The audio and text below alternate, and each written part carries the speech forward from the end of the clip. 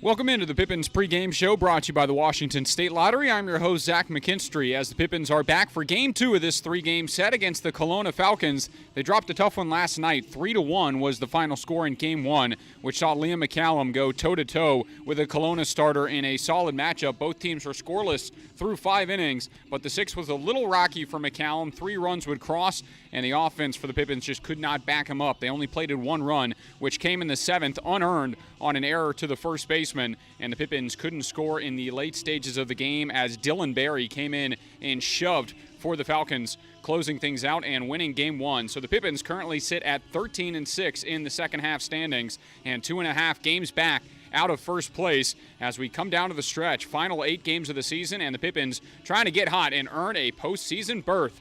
Game 2 coming up, but our interview with head coach Kyle Crustangel is coming up as well. Pippins pregame show brought to you by the Washington State Lottery. When we win the lottery, we are finally doing that reunion trip. Vegas, baby! Dude, I got kids. Oh, we could get a boat. Tropical blue waters. Oh, wait, I got it.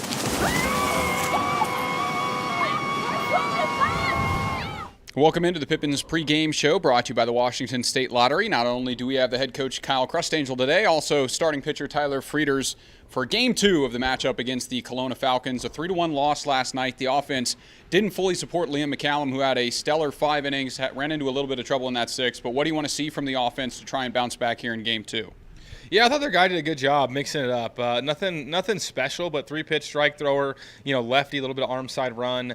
I thought we just too many flyouts. We got to make it a little tougher on their defense by getting some of our outs on the ground. Obviously, keeping line drive, gap to gap, kind of what's been our bread and butter.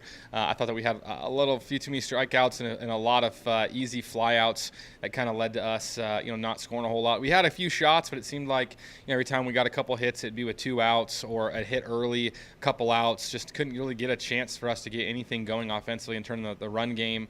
But nothing really. I mean, that's the good thing about baseball. You always play the next day, not an emergency button. You're just going out there to compete 1 through 9 and get more guys on base. And I think we will do that tonight. We haven't really been a fly-out heavy team per se, so look for us to get back at it tonight. Tyler, you have been the hottest pitcher in the league over your last 5 starts or so. What have you been seeing on the mound over that last stretch? I think just filling it up, mixing up my pitches, just keeping hitters off balance is the main thing, and keeping my defense involved. Having the guys involved, they keep them off the field as much as I can. They want to hit more and score more runs and win games. Another matchup against a Canadian team. You've had some success against Canadian teams this year, so looking forward to a matchup against Kelowna today? Oh, yeah, I love the Canadians. Game 2 here today. After the Game 1 loss, who do you have as your pick to click here in Game 2, Coach? Oh, man, going right after it. I'm going to go with Jackson Reed. I think he's going to have a big night. I think if he can have a good first at-bat, second at-bat, competitive at-bat, he's a guy that can string 4 or 5 hits together. It kind of seems when he gets hot, has a good first at-bat, he's destined for a good night. So I'm going to go with Jackson Reed. I think he runs the ball out of the yard tonight. There's my bold prediction of the night. He's been swinging it well, has 1 home run on the year and a lot of extra base hits. So here in Game 2 against Kelowna, you're coming down to the final stretch, 8 games left, chasing Corvallis and Portland, obviously, and trying earning a postseason berth. What do you want to see from your team on this stretch to try and fight and win that postseason appearance? Yeah, you got to take it one game at a time, and at this point of the year, it's kind of must-wins. Obviously, early in the year, middle of the season, you're playing to win series, which means sometimes you're using different arms out of the pen, potentially, trying to either save arms for the next day, go for a win, but not burn everything you have. Right now, it's a win now, win today, piece together tomorrow when you get there. And I think that's the difference of the last, 9, 10, 11, 12 games of the summer, is it has become all hands on deck. Your best arms are going to follow up. Hopefully Frieders goes out there, does exactly what he does. Mick Adams is ready to go if need be. But shoot, man, last outing didn't even need a bullpen with Frito. So he'll go out there, get a quality one like he always does. We'll compete, get run support. Guys like playing behind him because of tempo and because of what he's done and his workload here. But again, it's all hands on deck. It's must win. It's win games today. Again, piece together tomorrow as we get there. I look for the offense to carry us in a few of these games. Our offense can put up a huge number. And again, we got good arms ready to go today and tomorrow. Don't get me wrong, but I go out and get today and play for a series tomorrow. But you can't win a series unless you go out there and get it tonight. Yeah, and last question goes to Tyler Frieders, rocking the player appreciation jerseys today and tomorrow. You excited to wear the Frito jersey on the mound? Yeah, I mean, people have really caught on to the nickname a lot this summer, and it's kind of been adopted, so it's exciting to rep it on the back today. There you go. Frito trying to rock out in that Frito jersey, and that wraps up the Pippins pregame show. Thanks, guys. Yep, thank you. Roll Pips. Thank you. Washington State Lottery, first pitch at 8:05.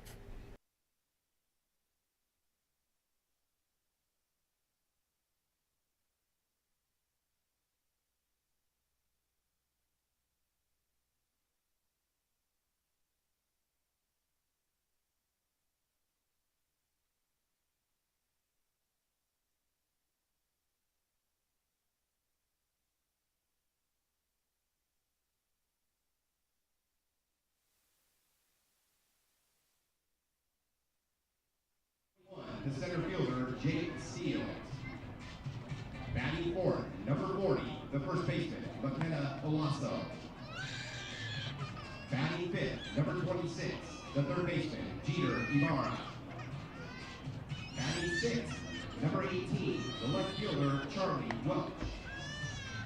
Batting seventh, number 13, the second baseman, Mike Montreza. Batting eighth, number 39, the catcher, Matt Vaughn. Batting ninth, number 8, the right fielder, Cam Edwards.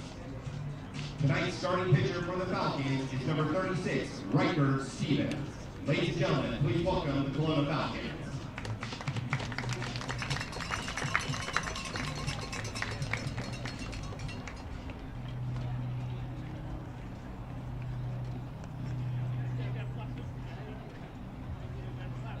Ladies and gentlemen, here's tonight's banner-mate starting lineup for your Yakima Valley Pippins, as announced by manager Kyle Crestangle. Leading off, wearing number 20, the center fielder, Luke Rollader. Batting second, wearing number 2, the shortstop, Connor Kovales. Batting third, number 6, the right fielder, Jackson Reed. Batting fourth, the first baseman, number 40, Jackson Sorensen. Batting fifth, the second baseman, number 46, Spencer Shipman. Batting sixth, number 30, the left fielder, Shane Simpson. Batting seventh, wearing number 7, the third baseman, Owen Cobb. Batting eighth, the catcher number 3, Gabe Villaflor. Batting ninth, number 10, the designated hitter, Spencer Morenko. And tonight's starting pitcher, number 12, Tyler Frieders. The Pippins are managed by Kyle Crestangle, assisted by John Graham. Athletic training services are provided by Orthopedics Northwest, the official athletic training provider of the Pippins. Ladies and gentlemen, at this time, we ask that you rise, and gentlemen, please remove your caps for the Canadian and American national anthems performed by Liz Bolts.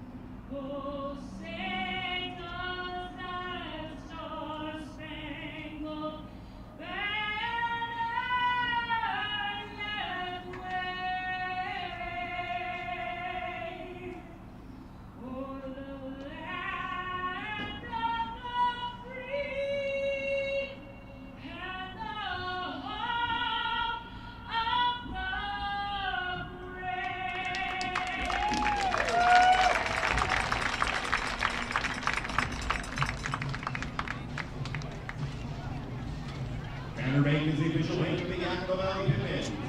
With the Bannerbank debit card, you can receive 10% off at walk-up concession locations around the orchard, at Hunky Shop's Tea Shop, and the box office for future game tickets. Visit your nearest Bannerbank location to apply and save money at the orchard while rooting on the Pippins this summer.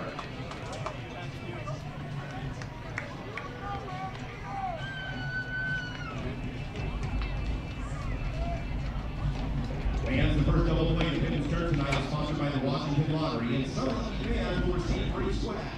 Root on the Pippins defense, and you can be the winner tonight, courtesy of the Washington Lottery.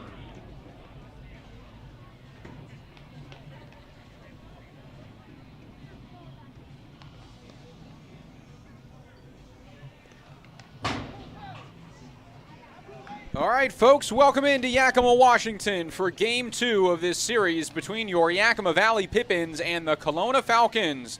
Last night did not go as planned for the Pippins as they dropped their first league game in their last 5.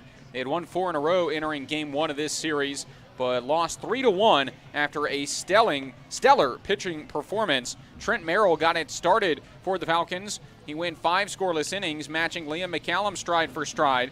But McCallum faltered in the 6th. 3 runs crossed against him there, and Merrill would finish out a scoreless 6th inning. Then to the bullpen, Dylan Berry, fantastic in the 7th, 8th, and 9th, and finished with 5 strikeouts to hold the Pippins to just 1 unearned run in the 3-1 victory. The Pippins look to bounce back offensively and also on the mound today as Tyler Frieders takes over, and he has been almost perfect over his last 5 outings. In his last 5, 38 innings of work, has allowed 2 runs, 16 hits to 23 strikeouts in those 38 innings, a 4-0 record, and he's coming off a complete game shutout against the Port Angeles lefties. Frieders looks to continue to work as the players rock their player appreciation jerseys for Player Appreciation Weekend. Some custom jerseys for the Pippins today on the field. Green jersey with a big apple on the front. The white shoulders and neck area, and then the nicknames on the back of the jerseys. Plenty of those for the Pippins today. And it's Frito to take the mound as he will face the 1 through 9 in the order for Kelowna. It starts with Damian Stone, the DH, who led off last night and finished 2 for 4 with a double, an RBI, and a run.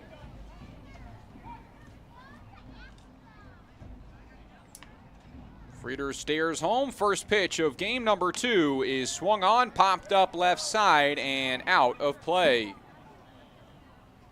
Bannerbank starting 9 for the Kelowna Falcons. Damian Stone to lead off. Luke Solis will get his first action of the series. Jake Steels will bat third once again. Makana Olaso behind him to clean up. Jeter Ibarra, the third baseman, bats 5th. Charlie Welch bats 6th. Mike Montreza will bat 7th. Matt Bond. And then Cam Edwards round out the order for the Falcons as the count to 1-1.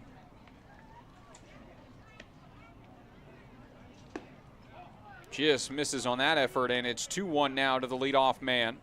Umpires at first base, it's Elijah Bester. Behind the plate, it's Nick Hudlow. 2-1. 3 balls and a strike. Defensively behind Tyler Frieders, Shane Simpson in left, Luke Rollader in center, and Jackson Reed in right. Same outfield as yesterday and a similar infield as well. Jackson Sorensen moves to first base from his third base spot as Owen Cobb takes over the hot corner. Connor Cabales and Spencer Shipman in the middle infield. And the new catcher, Gabe Villaflor, behind the plate for the Pippins. Frito finds the zone. 3-2 the count now for Tyler Frieders. And he'll bring a payoff to the leadoff man, Damian Stone.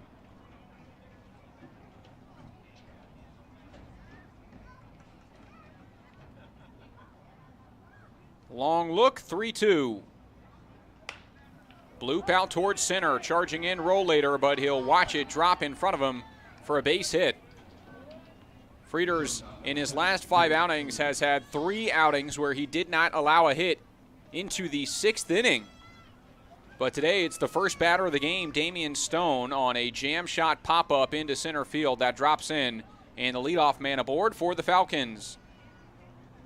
So for Kelowna, they ended a 3-game losing skid after being swept by the Port Angeles Lefties. They sit at 20-24 on the season, 8 games back overall in the North Division, and 2.5 games back in the second half standings.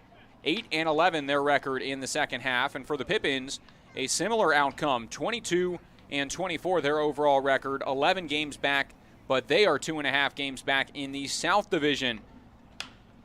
As a foul ball evens the count in 1-1.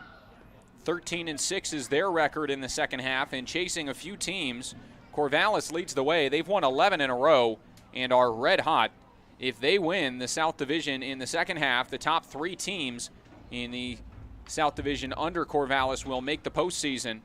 The Pippins currently 4th among those teams and sit 4 games back of the Bend Elks, so they need to win a lot of their games down the stretch, and they need Bend to lose a lot of their games down the stretch, or they'll just need to win it outright. 2.5 games back of Corvallis as a pitch in the dirt makes it 3-1 to Luke Solis.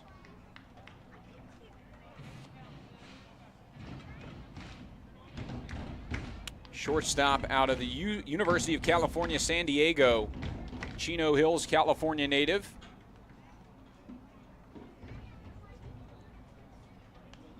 Fastball runs in and drills him. And the first 2 base runners aboard on a single and a hit by pitch. 2 on, nobody out, and the dangerous Jake Steels to the plate.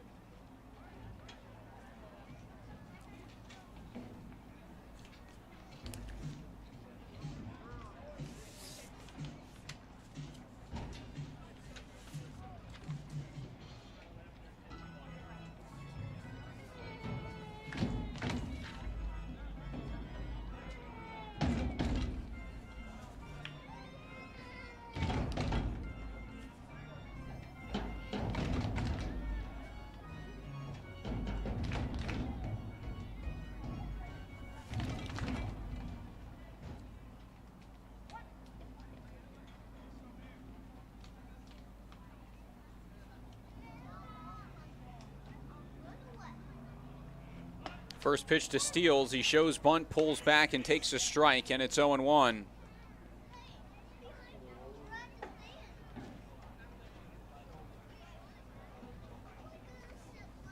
The center fielder had a good day yesterday, was 1 for 3 with an RBI, and he leads his side in batting average as he swings through a fastball 0-2. .319 is his average on the season, also leads the team in runs and RBIs, 25 runs, 23 RBIs for Jacob Steels out of Allen Hancock College in Santa Maria, California. Right-handed hitter in the hole, 0-2. Swing and a miss. Tipped and held onto by Villaflor, and the strikeout is out number 1 of the ball game as Frieders picks up his first. That is his 34th strikeout of the year, which is now tied for the team lead with Michael Splain, who is one of the few players who returned home, has hit their pitch limit. Tyler Griggs, another player that recently left the team, done for the season before he heads to Gonzaga in the fall, as the count starts 0-1 on Makana Olaso, the first baseman. Pippins also losing Josh Davis, Caden Duke, who had led the team in ERA with his .212 ERA in 29.2 innings of work. Breaking ball in the dirt, runner trying to advance. Villaflore's throw to third is not in time. And a wild pitch now has runners on the corners. Still only one out, and a 1-1 count now to Olaso. Makana Olaso started his night yesterday, 0 for 2 with 2 strikeouts, but had the big 2-out RBI double in the 6th, which made it a 3-0 ball game. Finished 1 for 4 in that game as he fouls away a fastball in the count to 1-2. Olaso out of San Jose State, catcher from Murrieta, California. Had 27 starts in 31 appearances this year with the Spartans. 17 runs, 27 hits, and 24 RBIs for the right-handed bat. 1-2 is a high fly ball out of play to the right side, and the count stays the same on Olaso.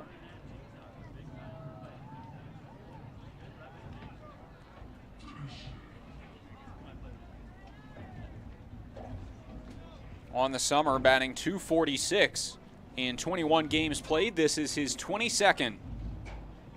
Ball, 2 strikes, runner on the move, swing and a miss, strikeout. Throw down to second is high, tag not in time, and the run scores. Chance for a strike him out, throw him out double play. But the throw high from Villaflore couldn't get him.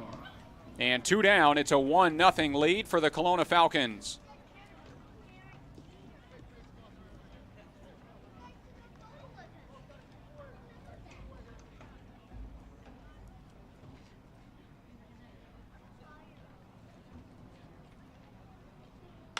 This one grounded to third. Owen Cobb boots it. Still decides to throw, and it gets away. Runner will come to the plate. Sorensen no play. And Owen Cobb, an error out of the gate, and 2 runs have crossed against Tyler Frieders in the first.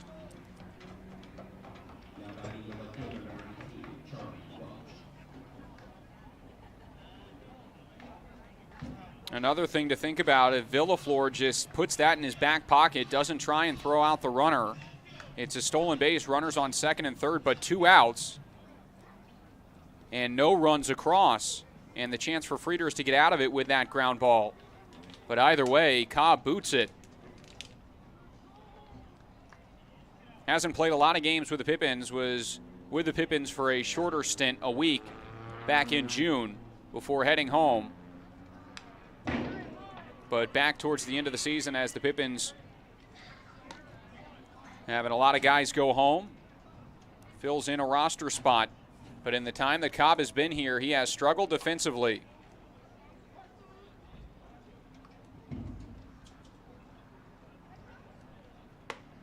One just high, and it's a 2-1 count.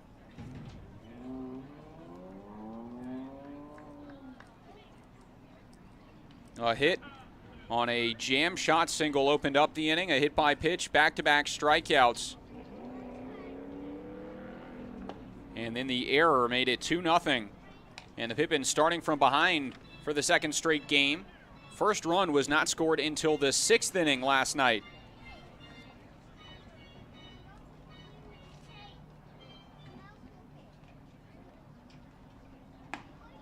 There's a strike, and the count full 3-2. Runner on first base, Jeter Ibarra will get a head start.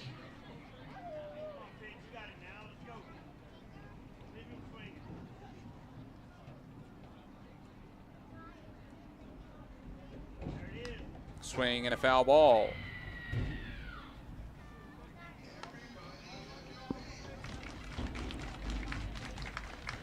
Owen Cobb with 2 errors at third base, another at shortstop. 3 total errors. And a ground ball up the middle. It's fielded by Cobalis up the middle, and he makes the throw for out number 3. So Tyler Frieders is human. He allows a pair of runs here in the first inning, and the Pippins bats will try and back him up as we head to the bottom of the first. Kelowna in front, 2-0 the score as we head to the bottom half. The time is now to get started on your new career at Perry Tech. From AAS degrees in business technology and accounting and IT and communication systems to a fast 5-week professional truck driving program, acquire hands-on skills to help you reach your full potential. From financial aid to career services, the staff at Perry Tech are there to help you from start to finish. Take action today by calling Perry Tech 509-453-0374 or visit perrytech.edu. It's sky blue, barn red. Caught up in a country, the only way I wanna be. Somewhere where the road ends, out there where the creek bends, that's where you can find me. Within fields of gold and cotton rows that never ending sky. That take it slow, easy road, man, it's life. Caught up in a country.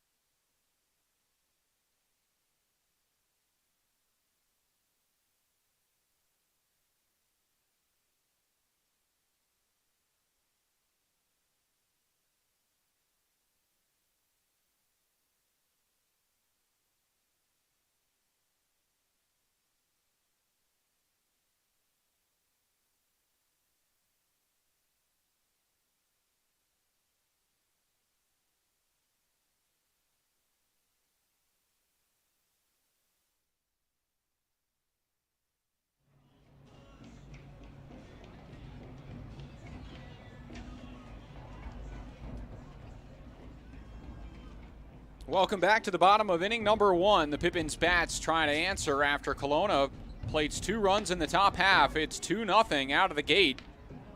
And the count starts 0-1 on Luke Rollator, who opens up this Pippins lineup. 1 through 9 brought to you by Banner Bank. Rollator, the leadoff man. Connor Cobalis to bat second. Jackson Reed behind him bats third. Sorensen, the cleanup hitter. Spencer Shipman bats fifth. Shane Simpson bats sixth. Owen Cobb will bat 7th, then Gabe Villaflor and Spencer Marenko, the DH, to bat 9th. Ball and a strike to Rollator. Had the same role yesterday as the leadoff man, finished 1 for 4. Reached on a single and an error, but was left stranded both times, and that was the theme throughout that game for the Pippins. Finished with 7 hits in that game, but couldn't string them together. And only had 1 extra base hit, the double from Andrew Walters, who would score the only Pippins run on an error. Andrew Walters out of the lineup tonight, but over the last 7 days, he is batting .466 with 7 hits in 15 at-bats. Good enough for top 10 in the league over the last week.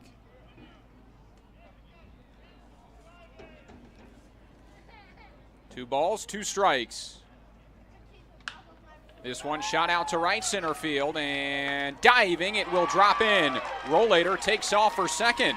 Throw, not in time. And the leadoff man, a leadoff double. The Pippins a runner in scoring position. Nobody out in the bottom of the first inning. Pitching tonight for the Kelowna Falcons is the tall right-hander Riker Stevens. In his first outing with the Falcons, has bounced around in the West Coast League this year. Previously played with the Wenatchee Apple Sox, but did not have any playing time. He was signed for a weekend for the Apple Sox, but didn't see time on the mound.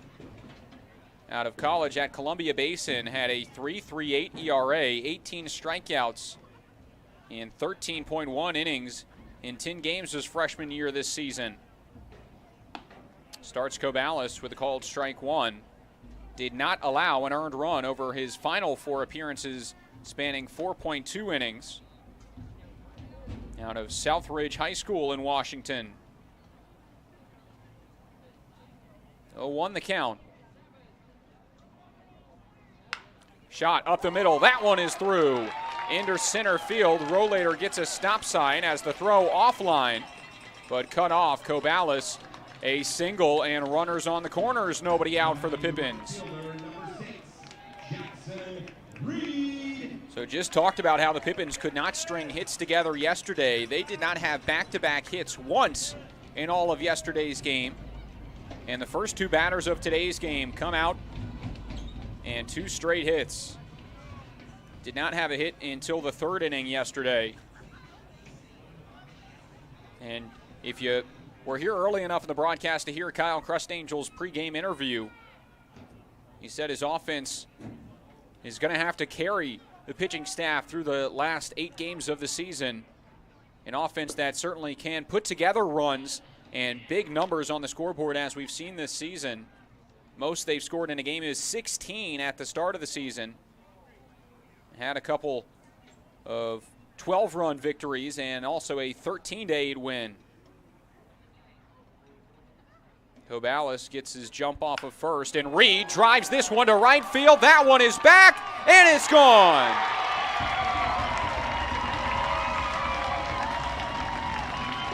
Jackson Reed, an absolute missile over the right field wall, and it's a 3-2 Pippins lead.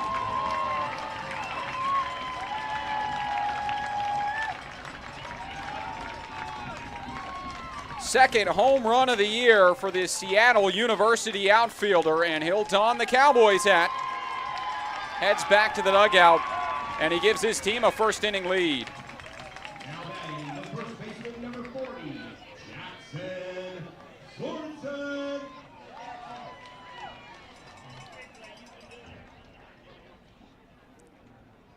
Excitement at the ballpark. That ball was blasted off the bat of Jackson Reed, 102 miles an hour. And the first pitch home to Jackson Sorensen is strike one. It went 360 feet out to right field. And again, if you heard the pregame interview with Kyle Crustangel, had his pick to click in today's ball game. And it was Jackson Reed, and he said Jackson Reed's probably going to have a home run today. And look at that, first at bat. And he absolutely scorches one over the right field wall. And now it's a hit by pitch to Jackson Sorensen. And the first 4 batters of the game for the Pippins have reached. Still nobody out. It brings up Spencer Shipman and brings a visit to the mound.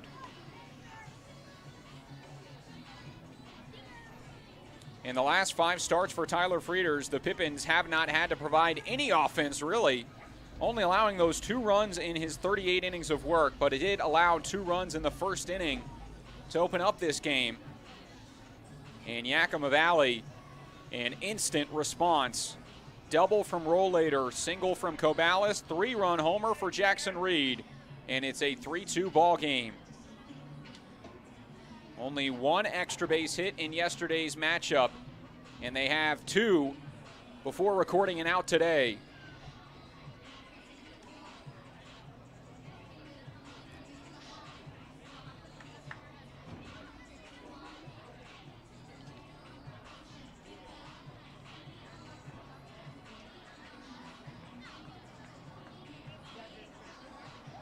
Pippins came ready to hit in game 2. Spencer Shipman will try and keep the line moving. Right-handed hitting second baseman. Leads the team in RBIs, home runs, and extra base hits. But now Jackson Reed right on his tail. That is Reed's second home run of the season. Shipman with 4. And with the 3-run homer, Reed has driven in his 20th, 21st, and 22nd runs of the year.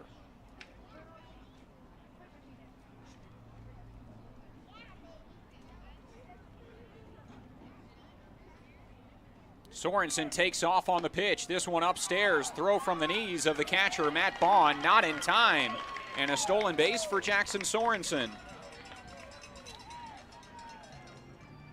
That is the 7th stolen base of the year for Sorensen. You look at his size, and it's not someone that you would expect to run on you. But uses those long legs to get the big strides, and he got a perfect jump there off of the right-hander, Riker Stevens. 2-0. This one's a high blast out towards right field. On the move, the right fielder, Edwards, makes the catch moving backwards. And an easy tag up to third base for Sorensen on the first out of the bottom of the first.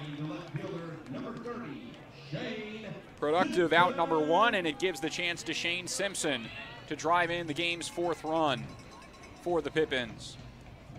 That one 96 off the bat of Shipman, but just underneath it.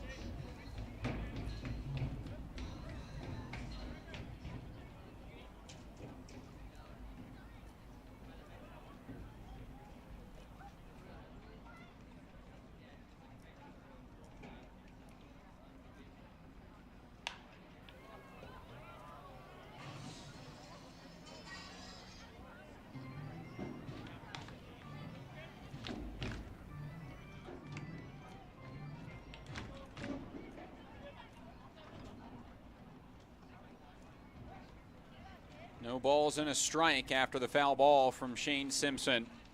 And the lefty will see another from Stevens. Fouls it back again, 0-2. Shane Simpson played in yesterday's matchup. He finished 0 for 4 and has been on a bit of a cold streak. Trying to pick it up. He has 10 RBIs this season. Only 1 extra base hit. It's a double.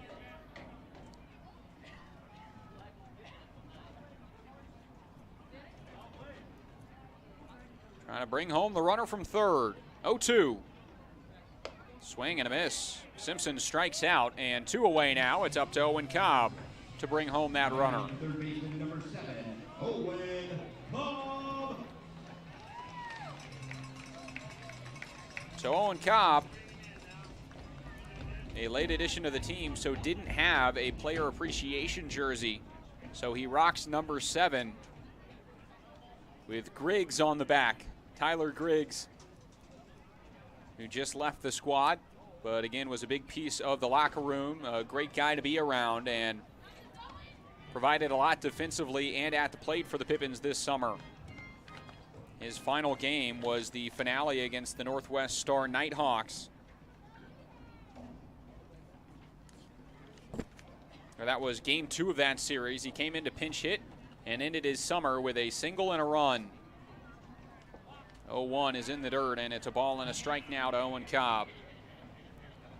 Cobb now trying to make up for the error in that top half of the first.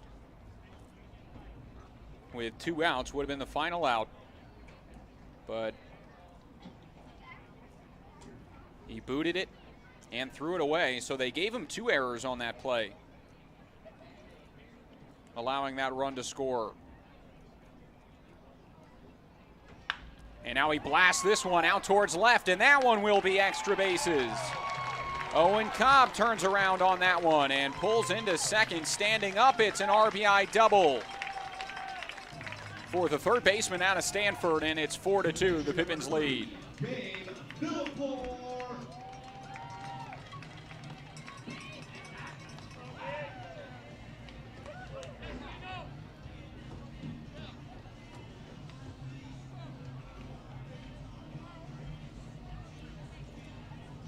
That one was 102 off the bat as well, and the Pippins teeing off against Riker Stevens in inning number 1.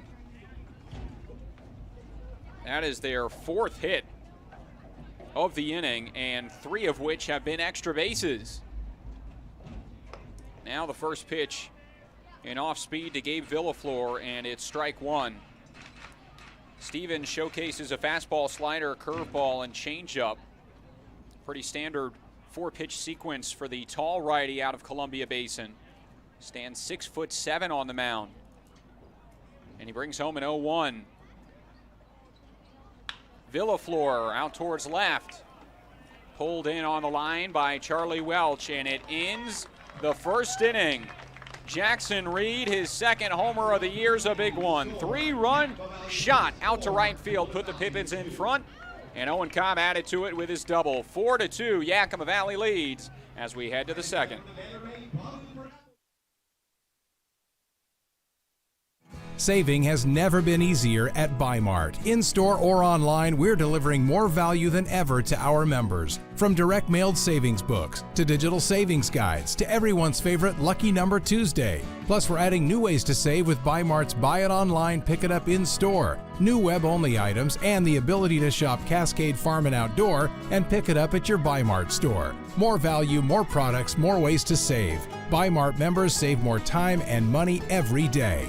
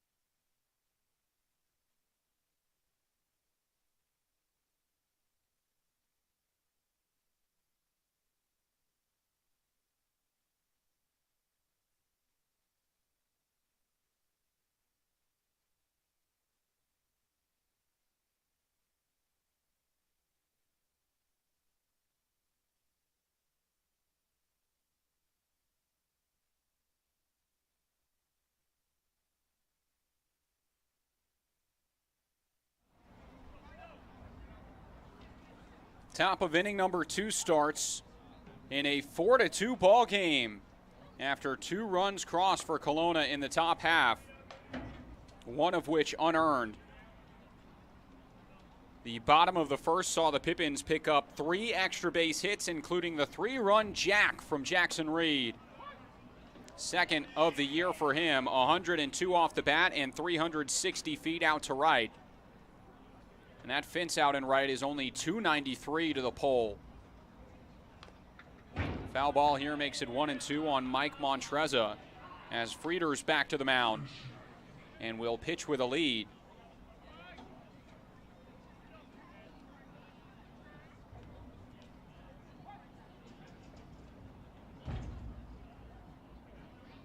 And this one runs inside and just gets a piece of Montreza. Frieder's loses the 1-2 pitch inside. It's his second hit by pitch of the outing. And the leadoff man aboard for the second straight inning. It brings up Matt Bond.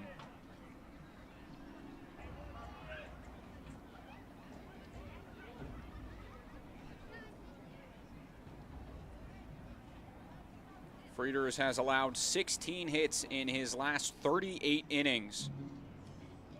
Has allowed 1 hit today, and Kyle Crustangel will come out of the dugout to talk with his starter. Matt Bond, the catcher, will get his first at-bat of the evening, 0 for 3, with a walk and a run yesterday. If you think this one's a high-scoring matchup, the Bend-Portland game right now, bottom of the second inning, and it's 8-8 at Vince Ginna Stadium. The Elks walked off Portland last night, 10-9. And Corvallis out to a huge lead against Walla Walla, 7-0, looking to win their 12th in a row.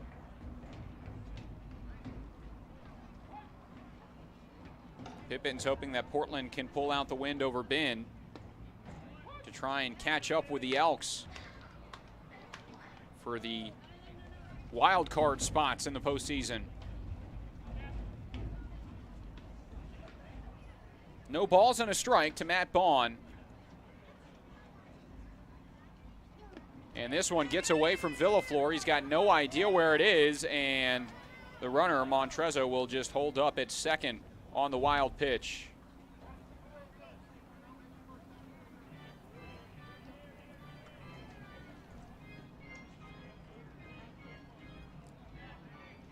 Villaflor, we've seen him at the plate so far in his outings with the Pippins, has been really good. But defensively, still trying to get accustomed to his catching role. And has seen some wild pitches get by him that you would expect a catcher to keep in front. But he gets that one on the backhand, and the count to 2-2 now on Matt Bond out of University of Nebraska, Omaha, the Las Vegas, Nevada native. Swings and hits a weak ground ball to short. Connor Cobalis, pro hop and a throw to first, is out number one. It does move Montrezzo up to third base, and Frieders will try and leave the runner stranded. Looking for a big out number two. He'll face Cam Edwards, the right fielder, who was a late addition to the roster, or to the lineup today, I should say. Caden Bush was the original lineup, expected to start in right field tonight, but Cam Edwards replaced the late scratch. Played yesterday.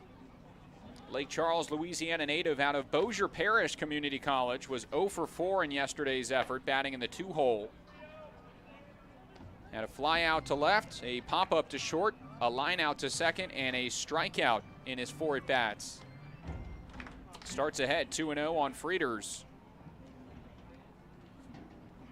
There's a strike, 2-1. Tyler Frieders out of Utah Valley University with the Wolverines, where he transferred. Still looking for his new school. And there are tons of schools that would be happy to have Tyler Frieders. A consistent guy that once he got accustomed to his situation this summer has absolutely shoved. This one, a slow roller to third. Cobb was playing deep, and he boots another. That is the third error of the game by Owen Cobb. And another run will score. They rule it a hit, but that's a play Owen Cobb 100% should have made. And it is now a 4-3 ball game.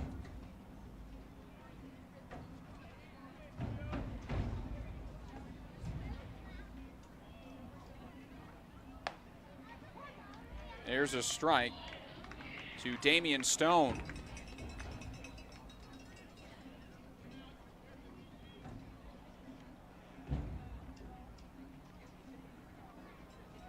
Runner on the move. Villaflor's throw down is on the bag, but pop time a little slow, and the runner slides in on the stolen base.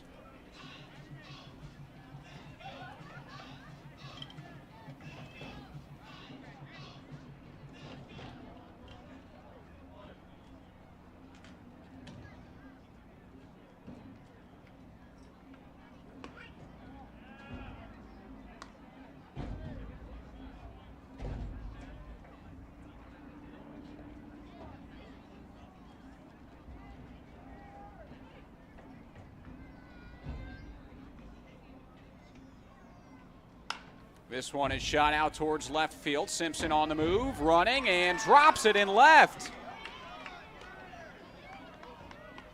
Up to second base goes Damian Stone, and that is the 4th Pippins error of the game.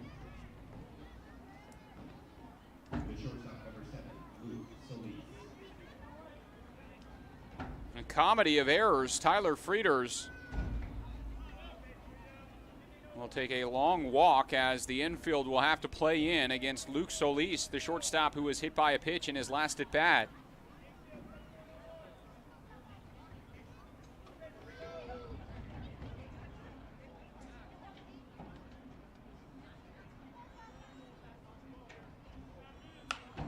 Foul ball, strike one.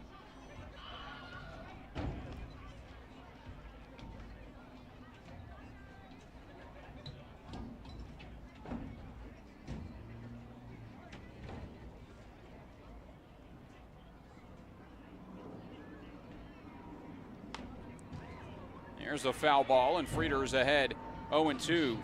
Trying to exit this second inning with a lead. Should be out of this inning right now. But instead, only one out. And the infield in, 0-2 is the count. Here's the next home from Frieders. Weakly hit ground ball foul, and it stays 0-2.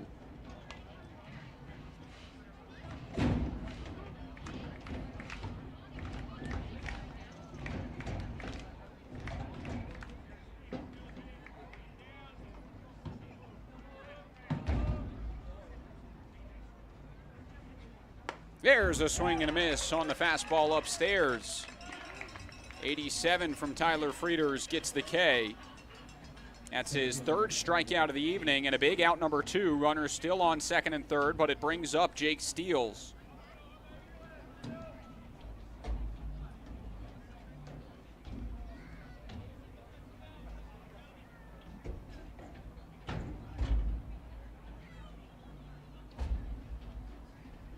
Swing and a miss, and it's strike one. Jacob Steele has been the best hitter in the lineup for the Falcons this summer. Came up in a big spot in the first and struck out swinging. Tyler Frieder is trying to find another big strikeout. This one blooped out towards center. It drops in, base hit. 1 run scores, we're tied. They send another. Rollator to the plate. Not in time, and both score. Kelowna regains the lead. It's now 5-4. 2 RBI single for Jake Steele. Both of those runs unearned. And the Pippins defense letting them down in this matchup so far. 4 errors for Yakima Valley.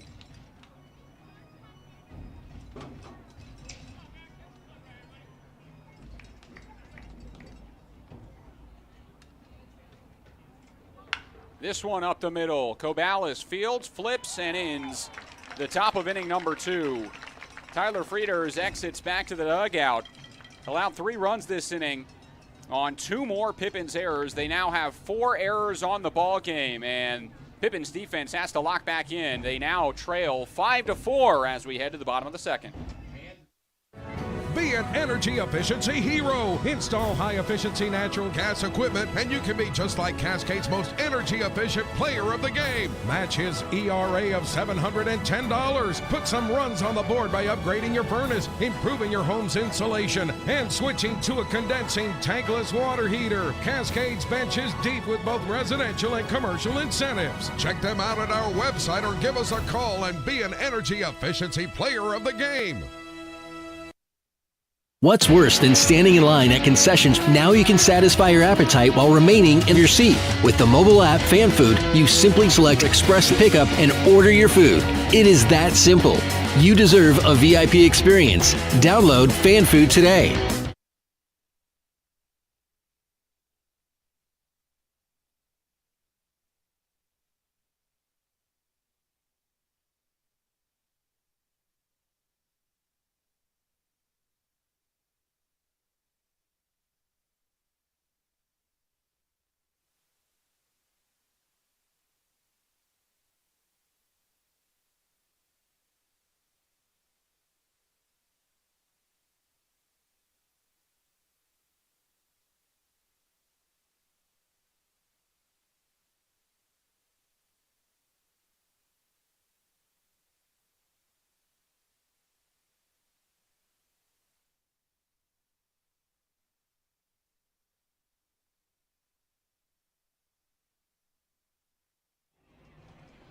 The Pippins now trail in this ball game. The score 5-4.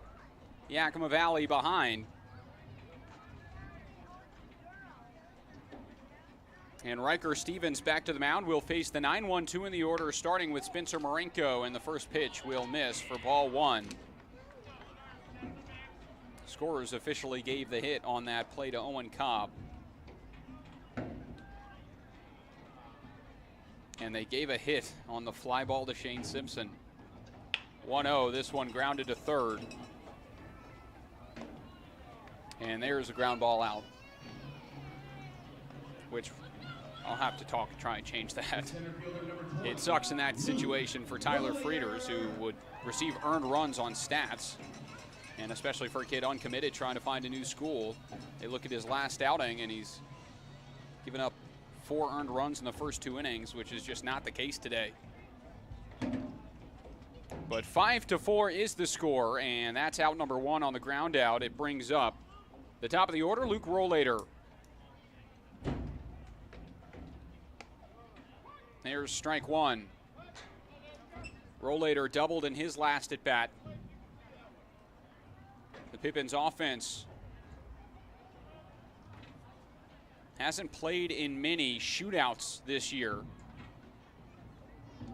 Most of their wins, it was because pitching did a solid job holding teams to 3 or less runs, and then the offense doing enough to earn the win.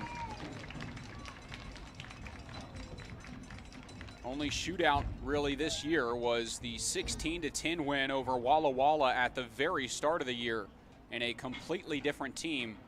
That was the 5th game of the season. And now the Pippins are through 46 games and 2 games under 500.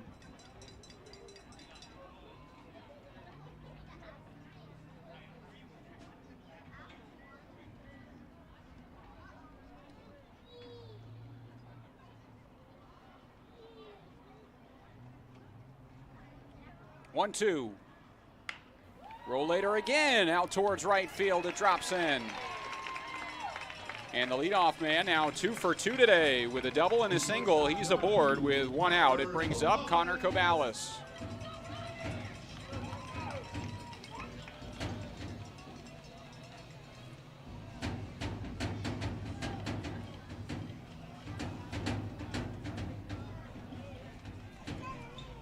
Rollator entered today's game hitting .292 on the season with his 2 hits, trying to get back over 300.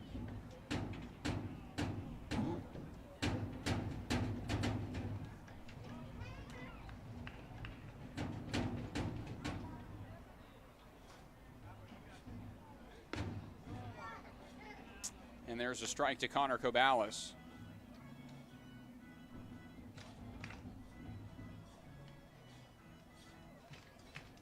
But if that is the case and Rollator over 300 after today, the Pippins would have 4 batters on their active roster hitting over 300 this season. Has this one on the move, and Rollator will have to book it to second with a late break, and he is up.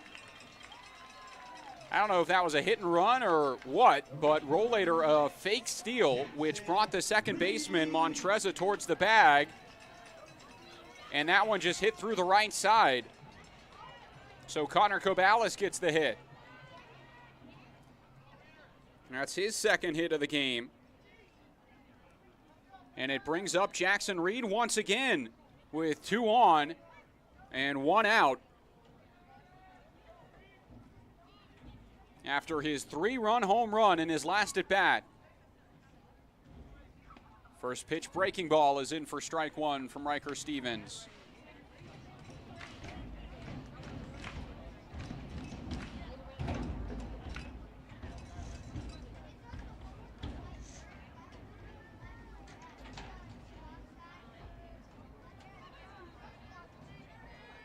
Oh, 1, runner takes off. Throw will go to the trail runner at second, and not in time. A double steal. And 2 in scoring position. The tying run 90 feet from the plate. Go ahead run at second. And Jackson Reed at the dish.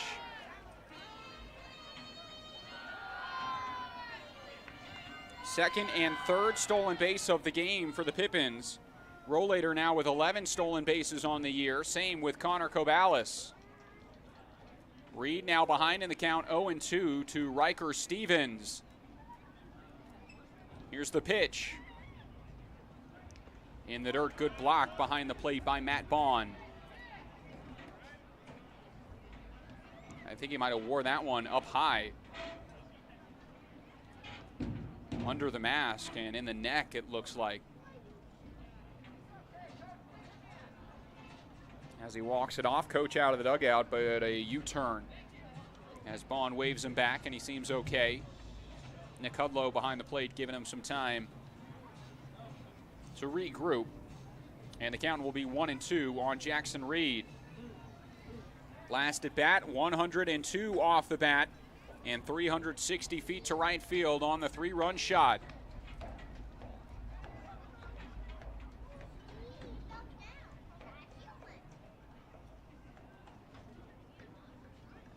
One, two.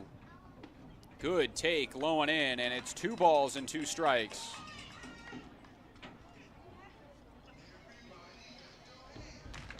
Right fielder Cam Edwards playing in very deep right.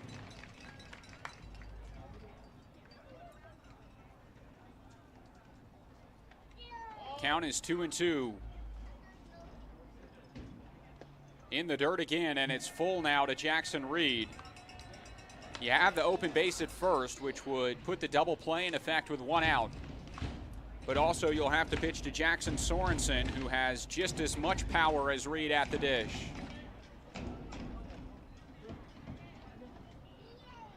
Three balls, 2 strikes, 2 in scoring position. Shot down the line, but foul. 98 off the bat, but Reed just a hair out in front. Would have had extra bases again if that was staying fair.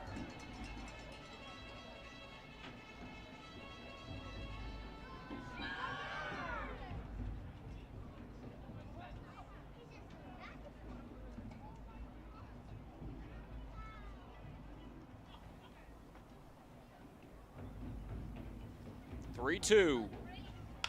This one shot towards center field, tailing. It is caught on a basket catch slide. Runner tags, and Rollator scores the tying run. It's an RBI sac fly. Fine play in center from Jake Steels, and we're back to level at 5.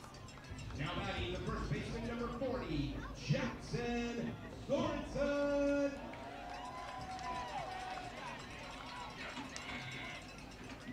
Rollator scores his 2nd run of the game, and Reed now has his 4th RBI of the game. Cobalis stays put at 2nd, and 2 outs. It brings up Jackson Sorensen. He was hit by a pitch, stole 2nd, and scored a run in that 1st. Starts ahead 1-0.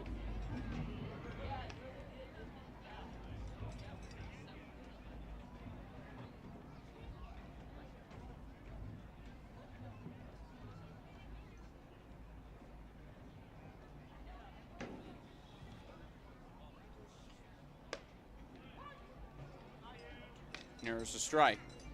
1-1.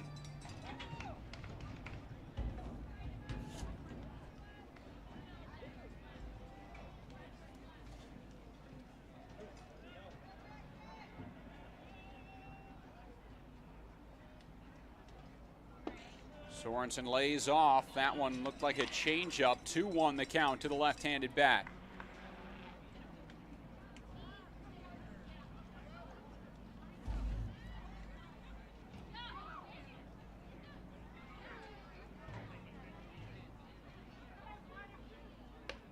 Hitters count 3-1. Sorensen, another lefty in this lineup. And if you give him a good pitch to hit, can easily take it over that right field wall. We've seen him do it before this year, and he's got 3 home runs in league play and 4 on the season. Fouls back the 3-1, and it's full 3-2.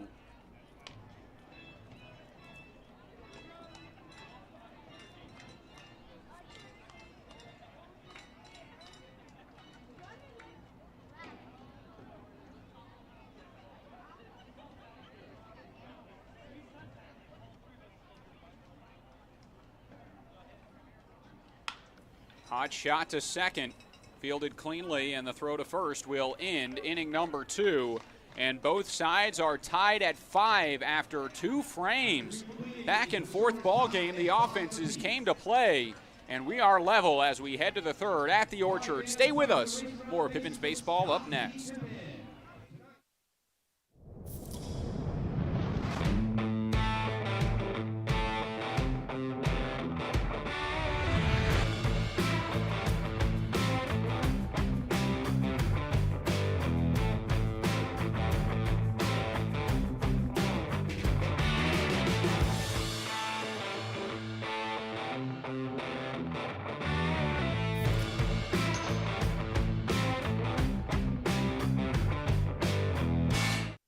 Office Solutions Northwest is excited to be the official office supplier of the Yakima Valley Pippins.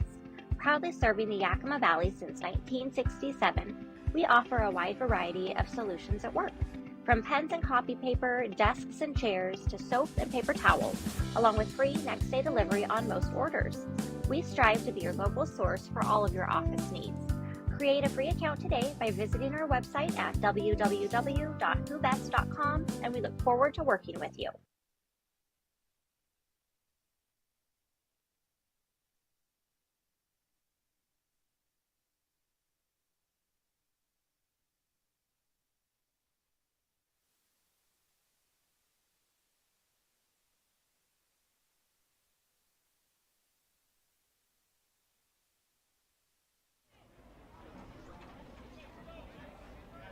McKenna Olaso, Jeter Ibarra leads off this top of the third inning in a 5-5 ball game, high-scoring matchup at the Orchard. If the West Coast League season ended today, Corvallis would be the 1 seed. As Ibarra shoots this one out towards left, and it drops fair on the line. The throw in from left is just late, and it's a leadoff double for Jeter Ibarra. He reaches for the second time. And a runner in scoring position, nobody out.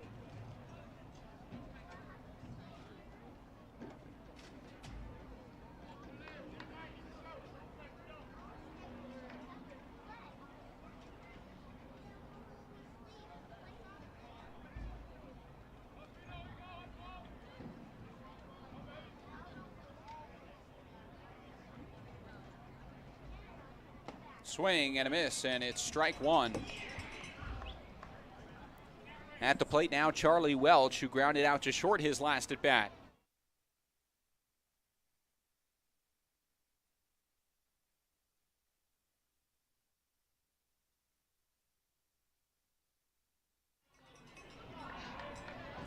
Oh, and 2 the count.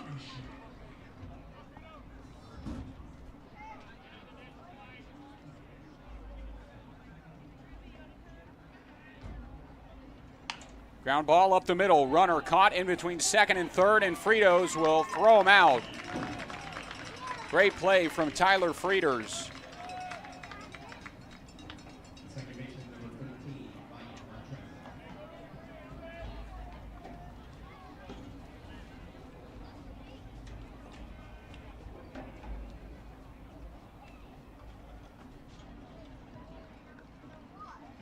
So Welch will reach. That's out number 1, and the leadoff double is moot as Mike Montreza to the plate. He was hit by a pitch in his last trip.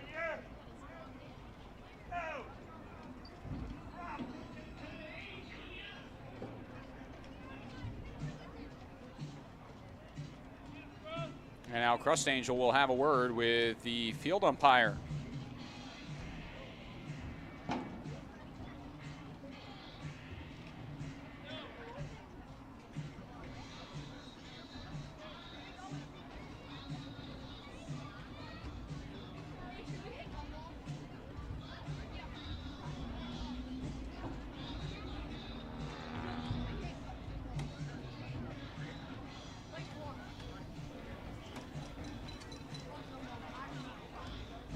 I'm honestly not sure what the talk is about. Trying to watch it back on replay.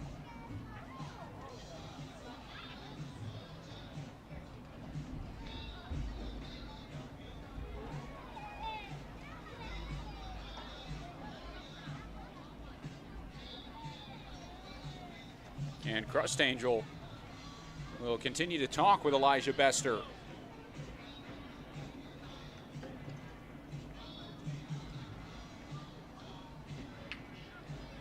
It seemed like Bester had some words for Tyler Frieders before he returned to the mound.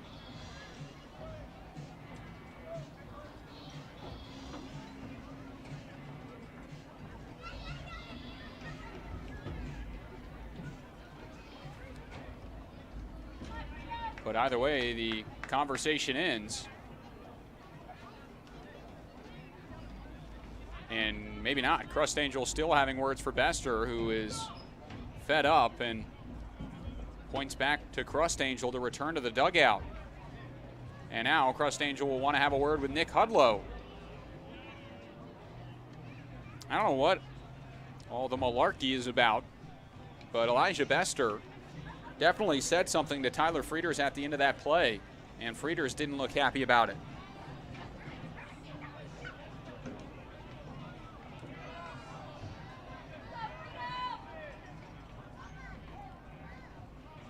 So now the first pitch will come to Mike Montrezzo with a runner on first base and 1 out, and it misses out. 1-0 the count. Pippins 5 runs on 6 hits and 4 errors today. Kelowna with only 2 hits to score their 5 runs. Pop up right side. Jackson Reed towards the foul line. Makes the catch, and there's out number 2.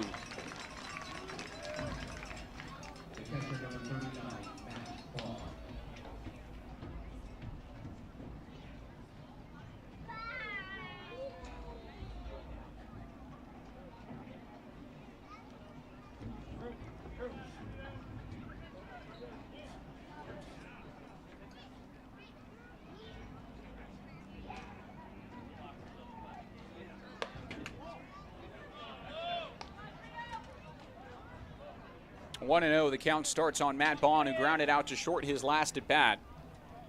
The catcher out of Nebraska, Omaha. That one just misses. 84 miles an hour, and TrackMan had that perfectly at the top of the zone as a strike. Nick Hudlow disagrees, and now it's a 3-0 count.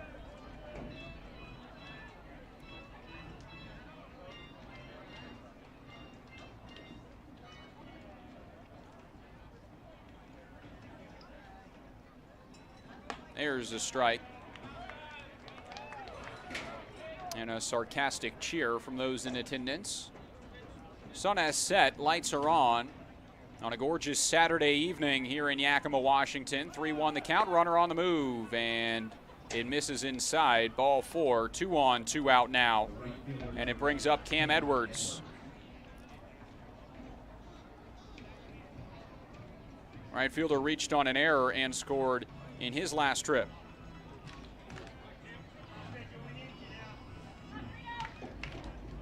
Also had a stolen base, was 0 for 4 yesterday. And now 0 for 5 on the series. The first pitch he sees from Frieders is a called strike 1.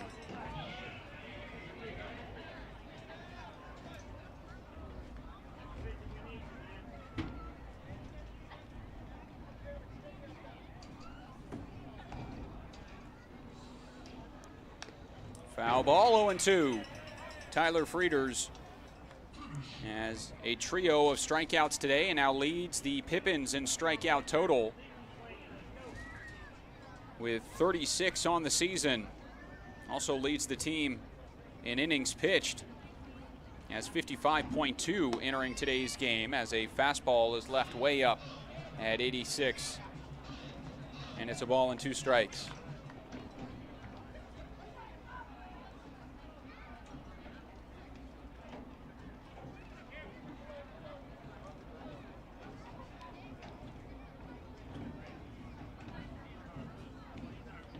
In the dirt, good block by Villaflor, and it's 2-2.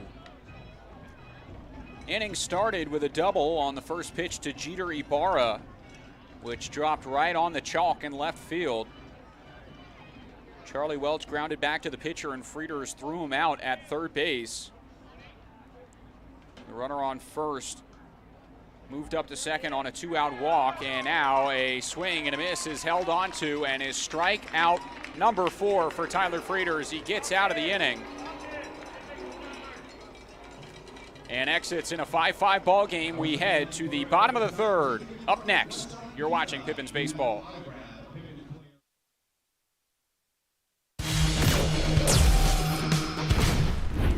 Who knew it was so difficult to find the right bank? I know. It's so confusing.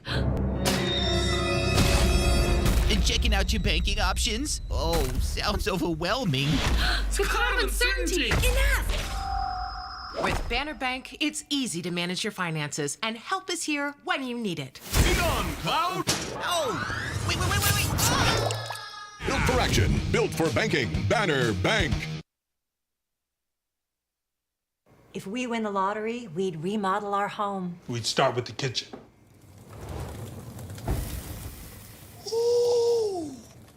And out back is where the big trucks will go.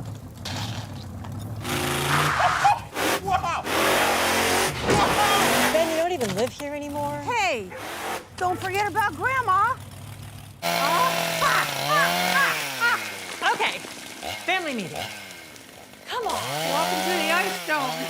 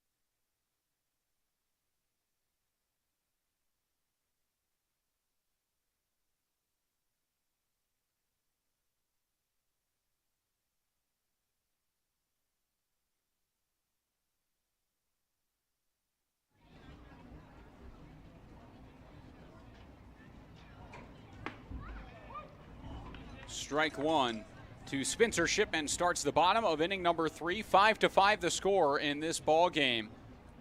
Pippins 6 hits to just 2 Kelowna hits.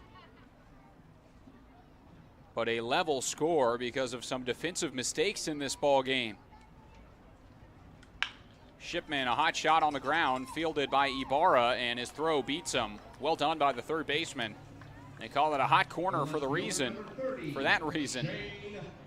That one was smoked and skipped up into the gut of Ibarra, fielded cleanly, and became out number 1. It brings up Shane Simpson, who's 0 for 1 with a swinging strikeout in today's effort. Riker Stevens remains on the mound. The 1-2-3 in the Pippins order today is 5 for 5 with 4 RBIs and 4 runs, as there's a strike to Shane Simpson. And in this bottom half of the order, the 5, 6, 7, 8, 9 is a combined 1 for 7, with the only hit Owen Cobb's RBI double in the first. 0-1. Misses in. 1 ball and a strike.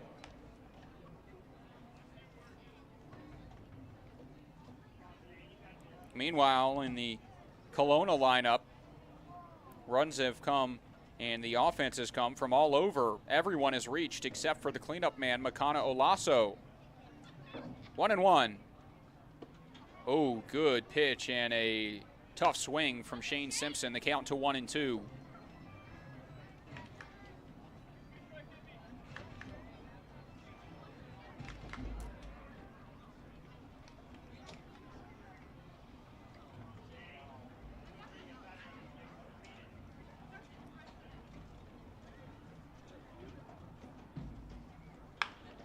Ground ball foul right side, and the count stays 1-2.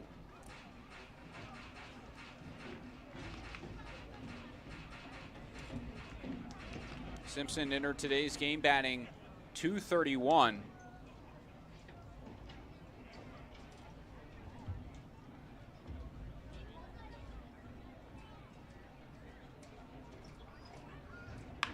Shoots this one up the middle and through into center field for a 1-out single.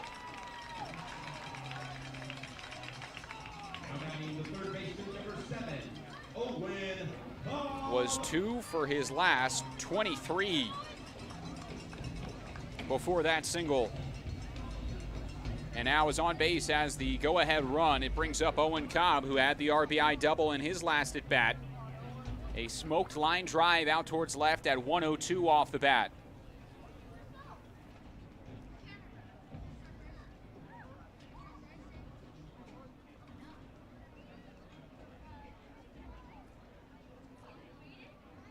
Swings through the first pitch, changeup, and it's 0-1.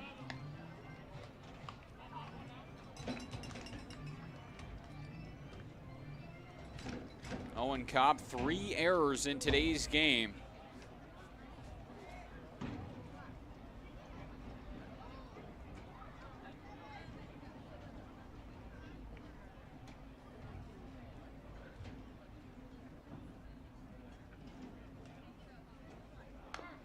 Swing and a foul ball back as Simpson was on the move. 0-2 is the count.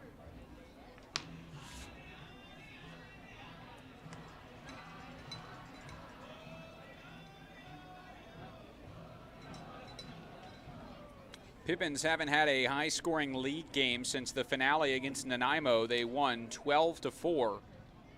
That whole Port Angeles series, they only scored 10 runs in 3 games, but had 2 shutouts and a 4-3 win to get the sweep.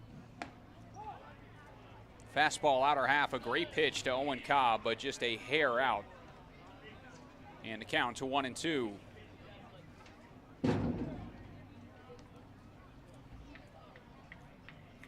Owen Cobb, a.k.a. Griggs, as it reads on the back of his jersey. We'll see a 1-2 from the right-hander. Back pick to first. Simpson slips, and the tag not in time, but it was close. And the count to 2-2. Simpson's a perfect 3 for 3 on stolen bases this year.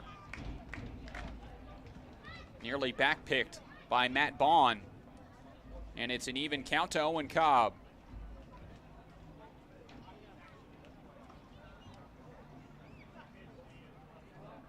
'55th pitch from the righty.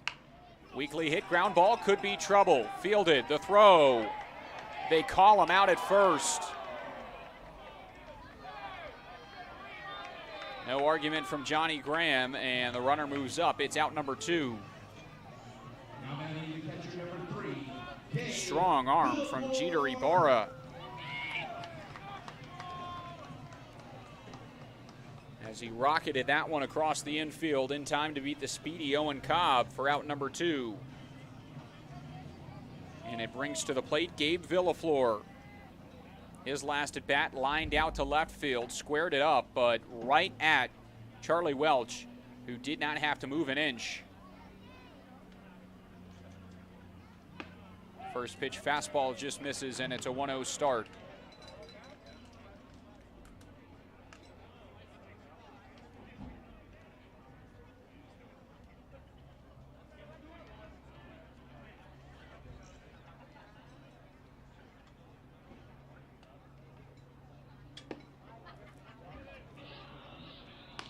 Two and 0. So again, the man on the mound out of Columbia Basin stands 6'7". Had 18 strikeouts at Columbia Basin this year, to 8 walks and just 10 hits in his 13.1 innings. And he gets the pop-up on the infield. Out towards first base, Olaso makes the catch, and it's out number 3. We are still tied at 5 through 3 innings of work. Inning number 4 up next. Top of the order, due up for the Falcons. Pippins retake the field. More Pippins baseball when we come back.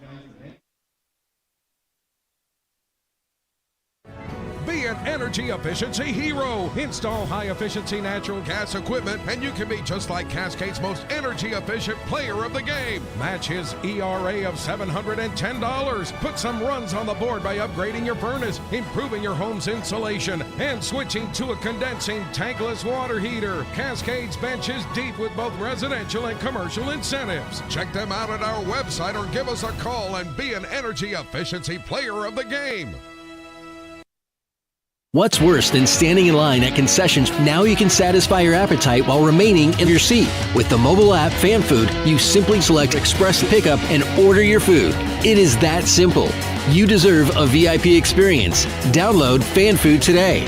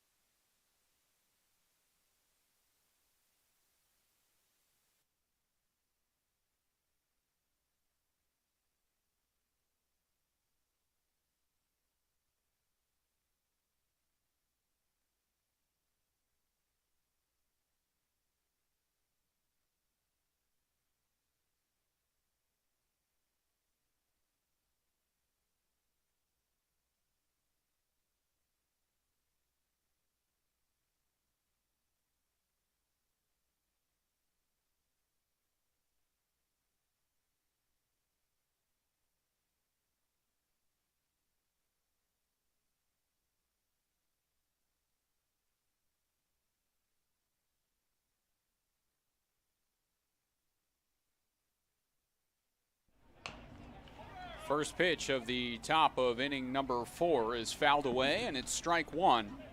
Off the bat of Damian Stone, who returns to the plate. He's reached twice today, had the single in the first inning and scored a run, and then reached on an error in the second and scored another.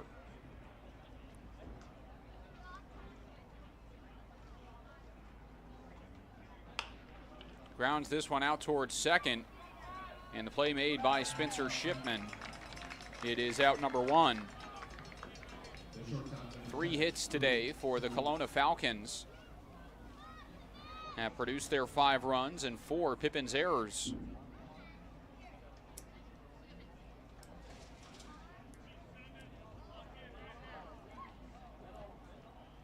That brings up Luke Solis, who shoots this one to the right side, and Shipman can't catch up to it. It's through into right field for a 1-out single on the first pitch of the at-bat against Frieders.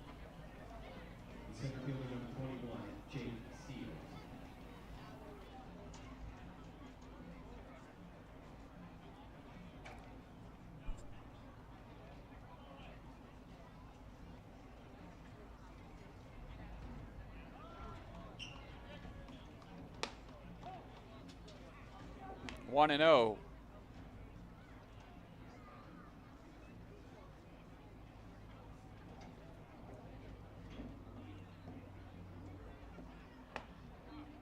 There's a strike on the inside to Jake Steels. Struck out in his first at bat, but had the 2 RBI single in the second, which at the time gave the Falcons the lead. The Pippins have tied it up, and we're even at 5 as the 1-1 to the plate is rocked foul. Nice catch.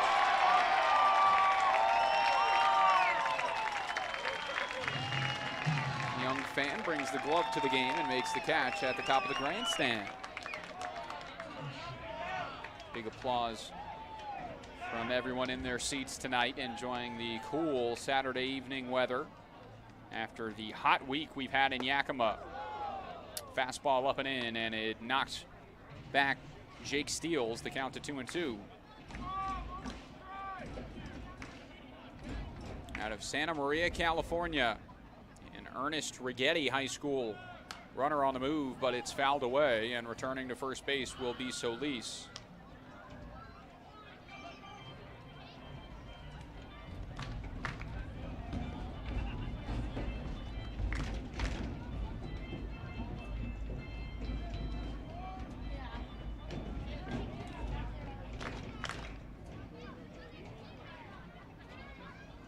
This one back picked, caught the runner between first and second, but Villaflor threw to first.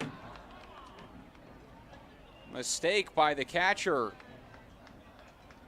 And up to second base goes Solis. That one won't be ruled an error, but a mental mistake. Has the runner in between first and second. Frozen and threw behind him, allowing Solis to move up. Misses inside, it's ball 4.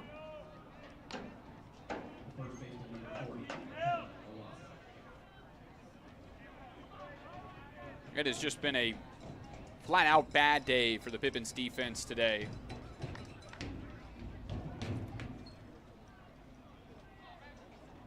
And if you watched Pippins baseball at the start of the season, you know what that's like. The Pippins had a lot of high error days through the first half, but have played really well defensively in the second half of the season.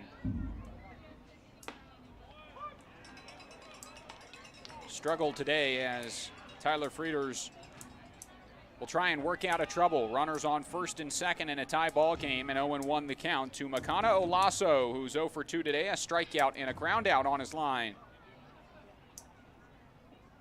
I'm sure Frieders wouldn't mind either of those outcomes, as this one's taken inside for strike 2.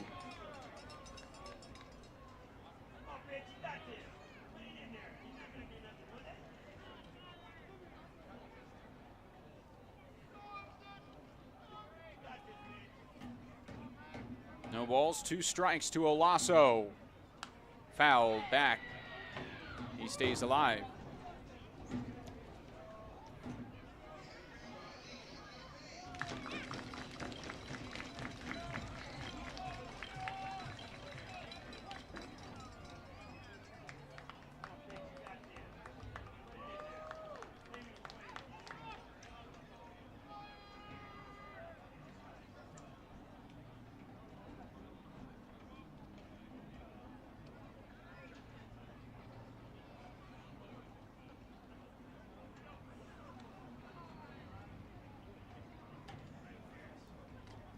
0-2 from Tyler Frieders, and he'll look the runners back.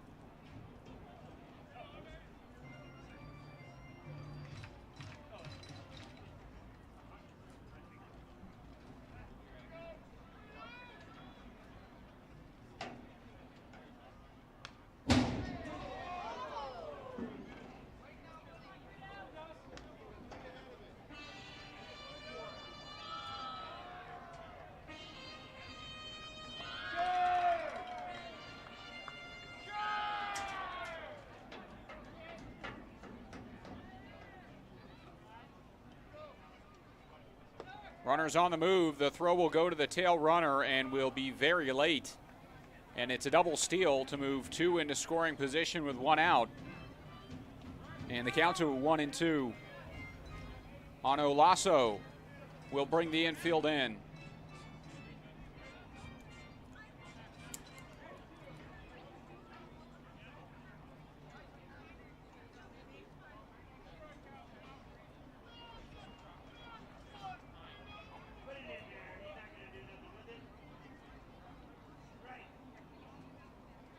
Swing and a miss. Good breaking ball, gets the chase, and Olaso down on strikes is a big out, number 2. 5th strikeout of the evening for Tyler Frieders.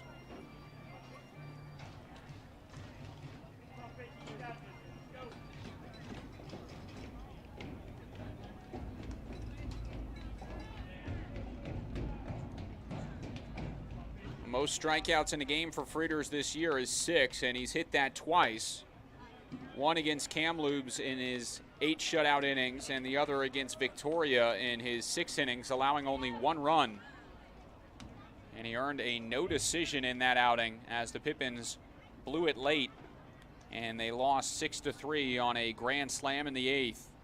There's a strike, and it's 1-1 to Jeter Ibarra. Third baseman has reached twice on the Owen Cobb error, and then his double in the 3rd was thrown out at 3rd, caught in between the base paths on a ground ball back to the mound. Ground ball to the right side this time. Shipman slides, and it eats him up. Everybody safe. 1 run scores. They send another. Throw to the plate, not in time. And it's a 7-5 lead for the Falcons.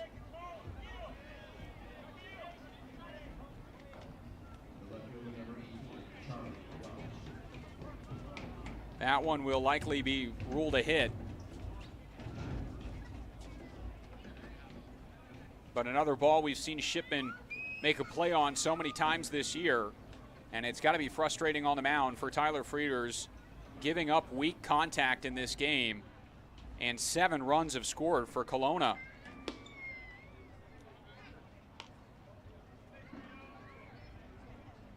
They do not have an extra base hit today.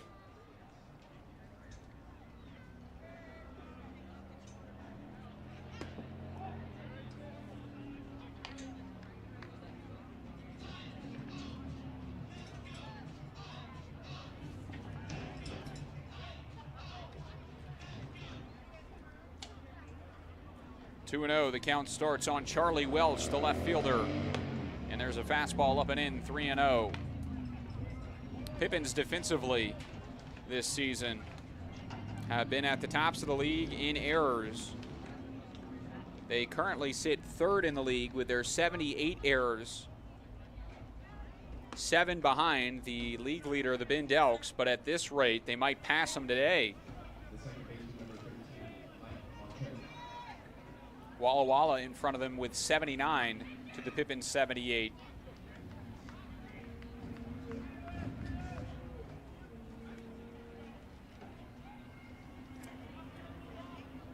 Two-out walk has runners on 1st and 2nd now. Line drive shot to Shipman. He picks it and takes it to the second base bag. It's out, number 3. Once again, Kelowna takes a lead. It's been a back and forth ball game. It's now 7-5, Falcons in front. When we return, Pippins back to the plate. They trail by 2.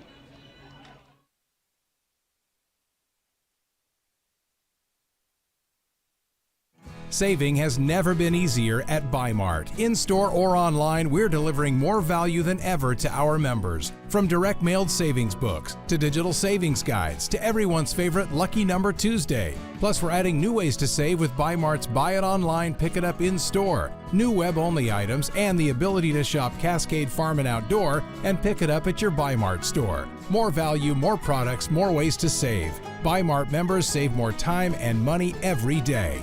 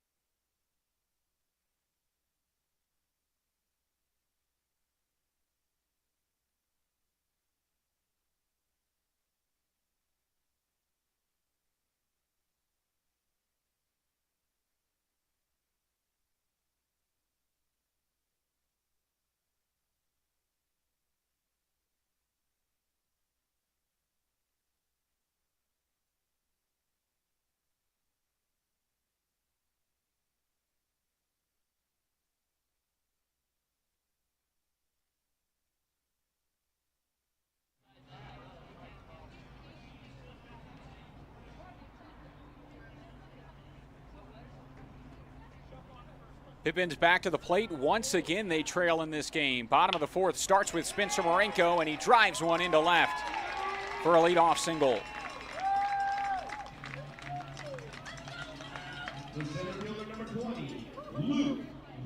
That one hit hard off the bat by Spencer Marenko, and back to the top of the order we go. Luke Rollader has a single and a double today and has been swinging it well.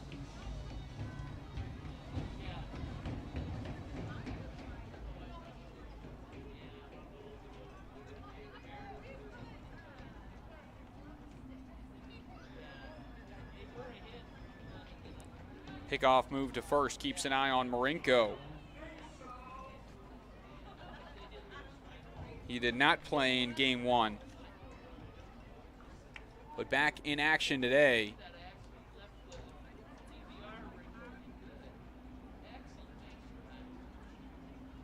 First pitch to Rollader is a strike.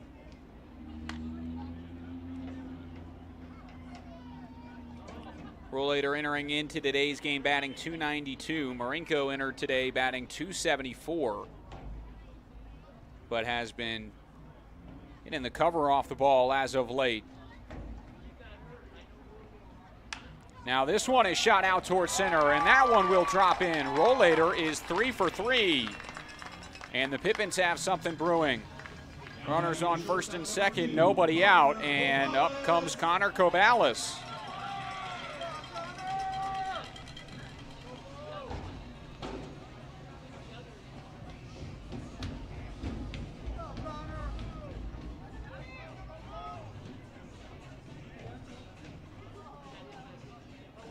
That becomes the 9th hit of the game for the Pippins. And 6 of those hits have come from the first 3 batters in the order.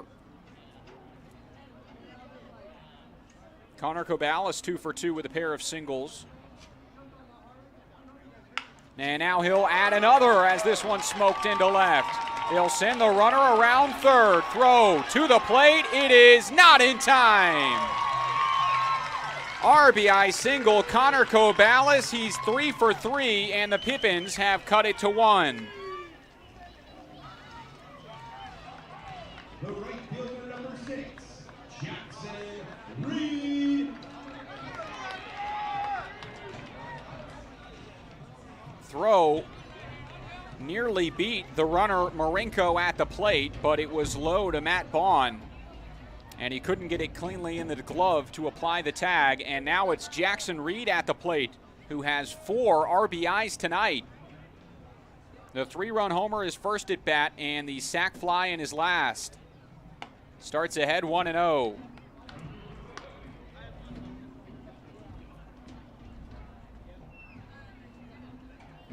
Pippins trail 2-0 after 1. They scored 4 runs in the first, and then trailed 5-4, tied it up in the second.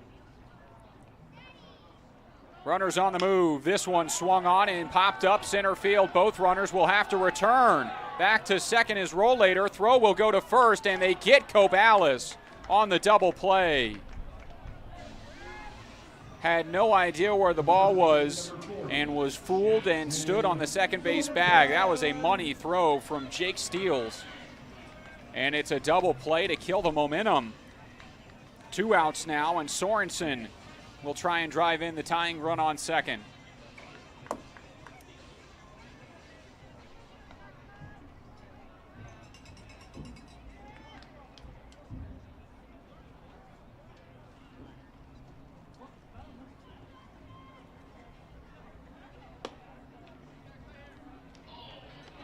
Ball 1 to Jackson Sorensen, who was hit by a pitch and grounded out to second in his 2 at-bats today.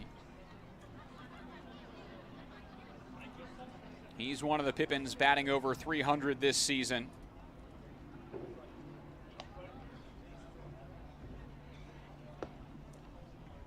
Two and 0.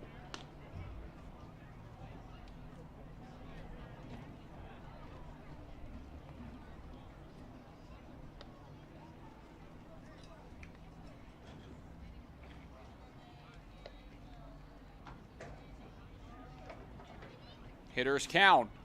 Sorensen takes another ball, and 3-0 the count from Riker Stevens.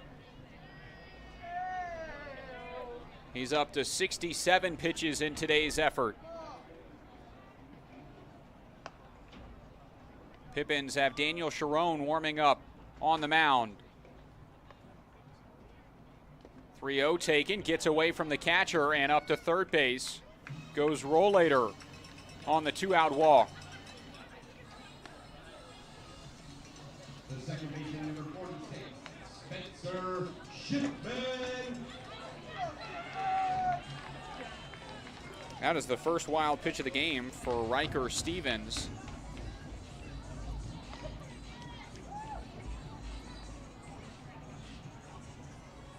And now the umpire's talking before Shipman comes up to the plate.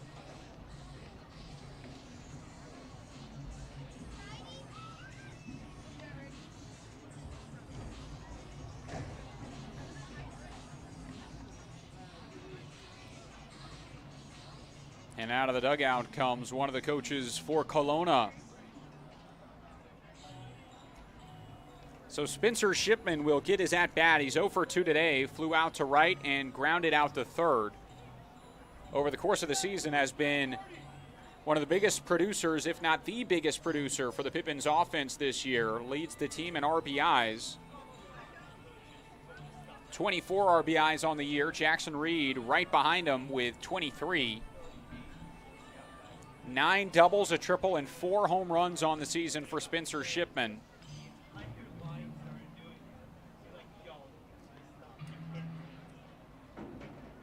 Runner on third base, Luke Rollator, one of the faster runners for the Pippins. Wild pitch earlier this inning from Stevens, and another wild pitch would likely score the tying run.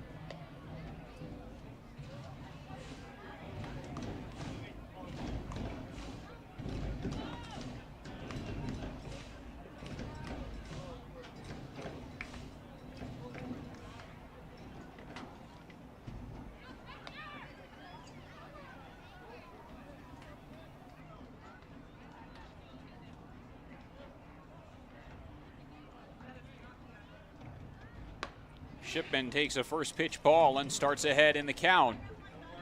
Has a ton of pop in his bat.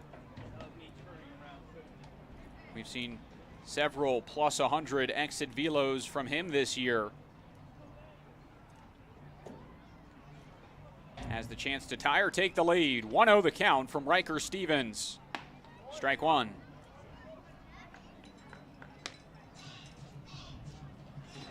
Pippins had a number of opportunities in yesterday's game, could only plate one run though.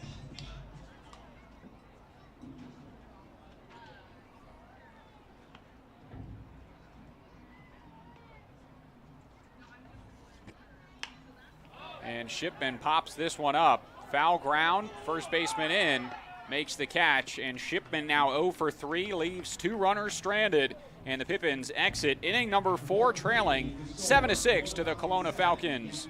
5th inning starts right now. New arm to the mound when we come back.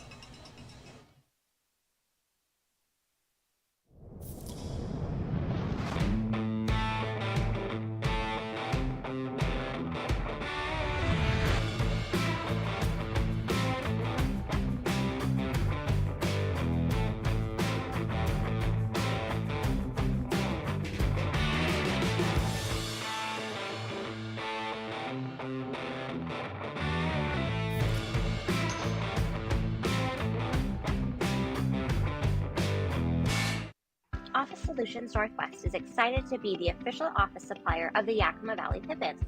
Proudly serving the Yakima Valley since 1967, we offer a wide variety of solutions at work. From pens and copy paper, desks and chairs, to soap and paper towels, along with free next day delivery on most orders. We strive to be your local source for all of your office needs. Create a free account today by visiting our website at www.whobest.com, and we look forward to working with you.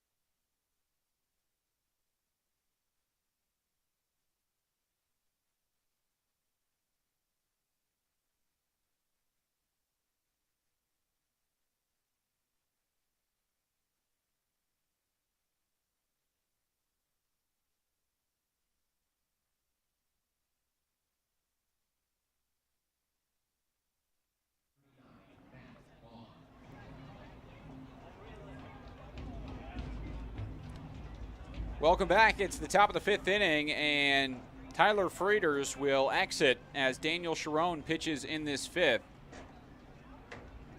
Right-hander from Pasco, Washington, and Spokane Falls Community College takes over in his 7th appearance of the year. In those 7 appearances, has a 6.09 ERA, an 0-1 record, and 20.2 innings of work.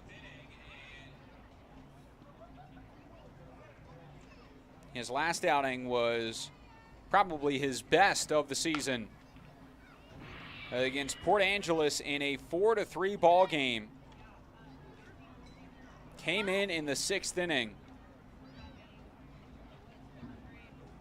and tossed 3 scoreless frames to go into the 9th, got the first 2 outs of the 9th, and was replaced with 2 outs as Payson Sweeney came in and got the 1-out save. But a 3.2 inning hold for Daniel Sharon in a 1-run ball game the entire time. Faced 16 batters and none scored. His 2nd scoreless outing of the year. His other was against Bend in 1.2 innings. Ground ball right back to the mound. Sharon makes the play, and an underhand flip is out number 1.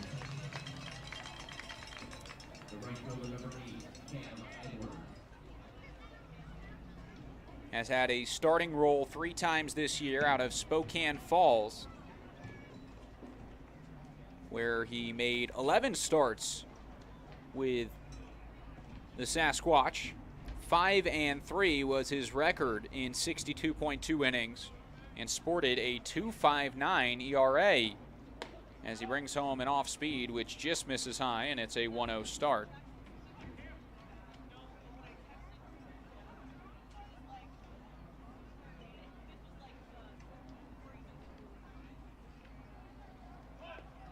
Shows bunt, pulls back, and it misses 2-0 to Cam Edwards, the right fielder. Reached on the hit/error, depending on how you look at it, in the second, and scored a run, and struck out against Tyler Frieders in the third.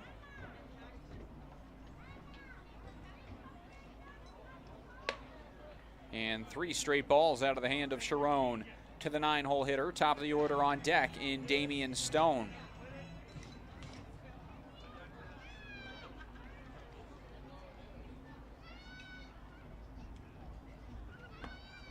Ball 4. And with 1 out, a runner aboard for the top of the order. Fans coming up at the top inning, we're going to be announcing the winner for the 2023 MLB All-Star tickets for next year. So have your tickets in hand and get ready.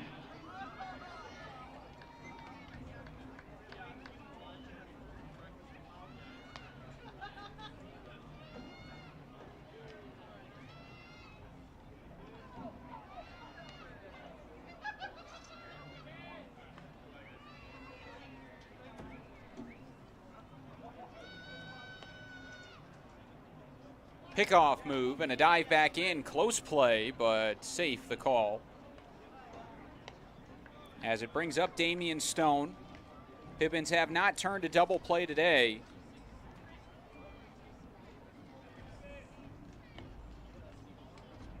But have had one in the last several league games. As that's now 5 balls in a row from Daniel Sharon. He tries to relocate. Finished with 30 walks in his 62.2 innings at Spokane this year, but 54 strikeouts. And he's got 12 walks on the season entering today in 20.2 innings. Foul ball.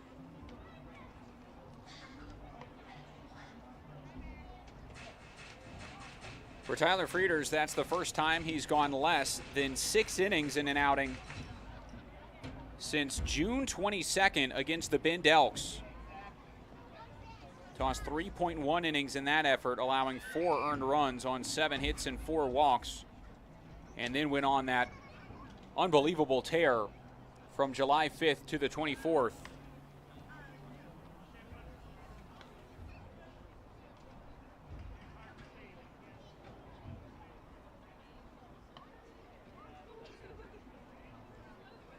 Also had 5 scoreless in a win against Springfield earlier this season. And his ERA would be even better than it is right now, his 2.91 ERA.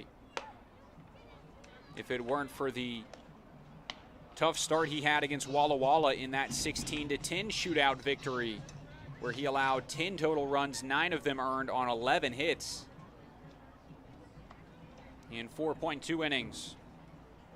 2-1, runner on the move on the off speed. It's called a ball, the throw down, close play, but he's in safely. And a stolen base for Cam Edwards is his second of the ball game. Breaks up the double play, moves a runner into scoring position, and the count to 3-1 on Damian Stone, the DH. Stone out of UC Santa Barbara and Fremont, California.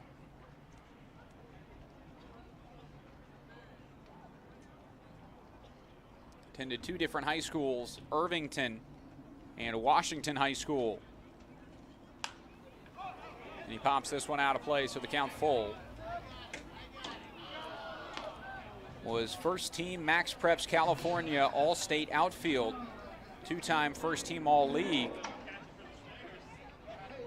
Second team Bay Area News Group All Bay Area outfield. Hitting .357 with a .541 on base percentage his junior year. Also played basketball and football in high school, was Honorable mention all conference at wide receiver as this one fouled away. The count stays full.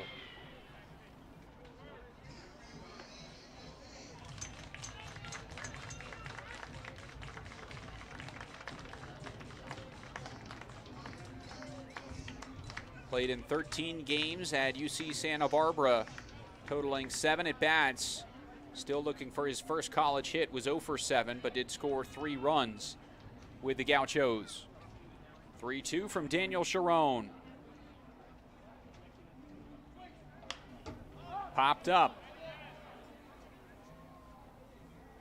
Catch is made, out number 2.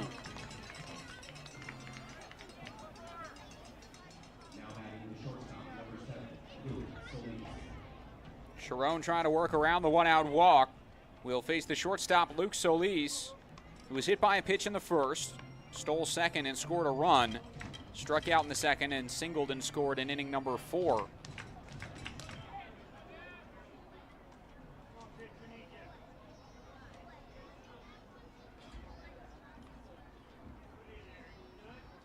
There's strike 1 on a good breaking ball.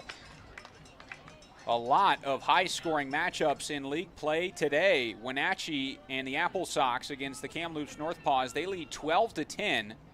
The Night Owls lead 12-9 over Cowlitz. The Lefties put up a 10 spot against Victoria, winning 10-2. Ridgefield won 9-4, and Portland and Bend are tied in the bottom of the 6th at 14-14. In a very important game for playoff implications for the Pippins. Really need Portland to win that game and that series. 2-1 on the fastball.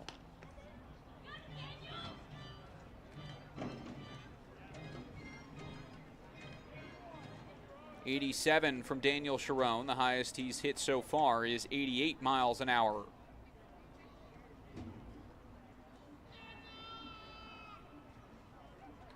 Two-one. Good breaking ball there, and it's just tipped foul. 2 balls and 2 strikes with 2 away to the shortstop, Luke Solis.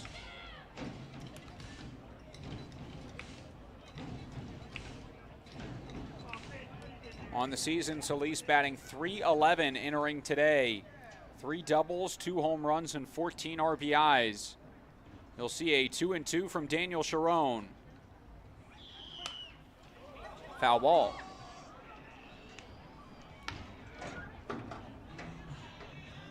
Jake Steels in the on-deck circle has struck out, has a 2 RBI single and a walk and a run.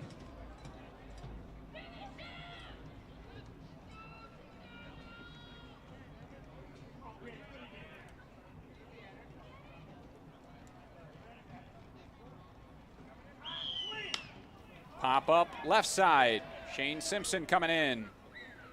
Makes the catch. There's out number 3. Daniel Sharon, a scoreless top of the 5th, and the Pippins to the plate, trailing by 1. 7-6 the score in game 2.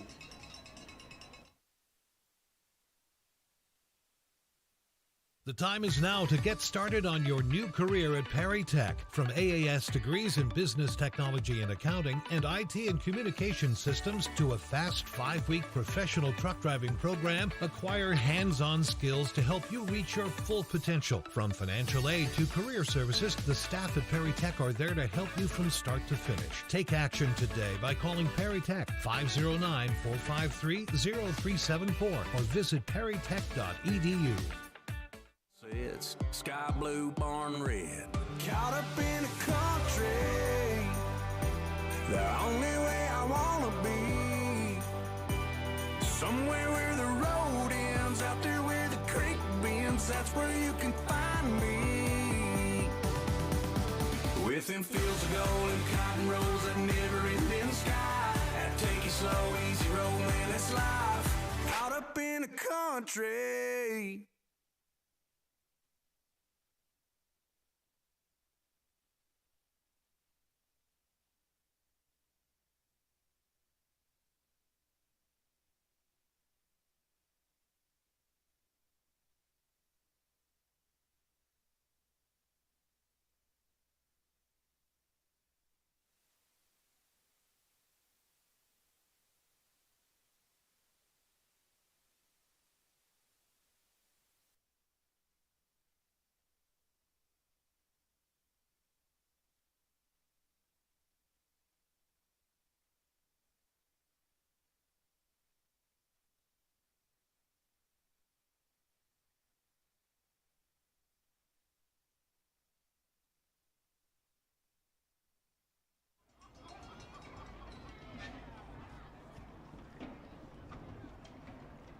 6, 7, 8 in the order due up to start this bottom of the 5th inning as Shane Simpson takes strike one. Man on the mound is Riker Stevens. Still, through his first 4 innings, has tossed 72 pitches. And he'll bring home an 0-1 to Shane Simpson. Swing and a miss, 0-2. Simpson was 2 for 23 coming into the at-bat, his last at-bat in the 3rd. But he picked up a single and was left stranded at second. 0-2. Pop up left side, never know in the night sky. We've seen a lot of drops, especially in left field on flyouts like that, but it is caught by Charlie Welch, out number 1, and it brings to the plate Owen Cobb.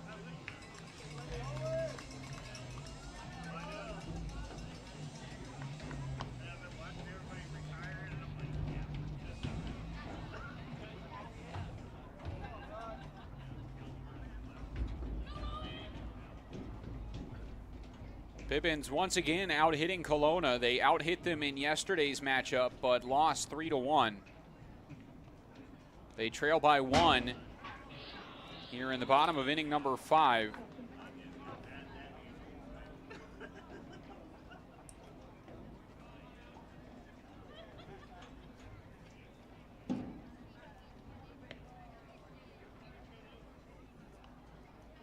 We're spoiled with some quick games in the non-league series and the Port Angeles series, as this one is slapped foul, 1-1. But today's game has been a long one so far. That really long first inning, which saw 6 total runs scored, 4 for the Pippins, 2 for Kelowna.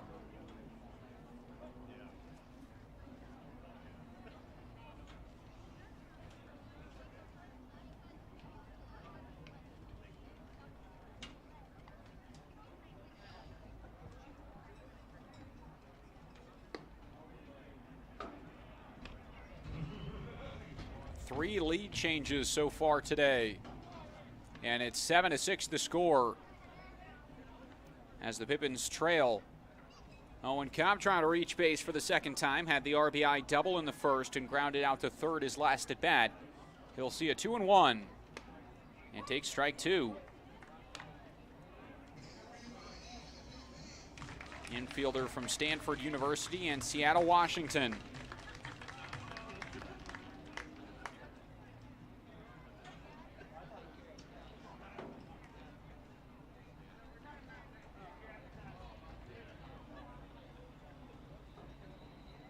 Two.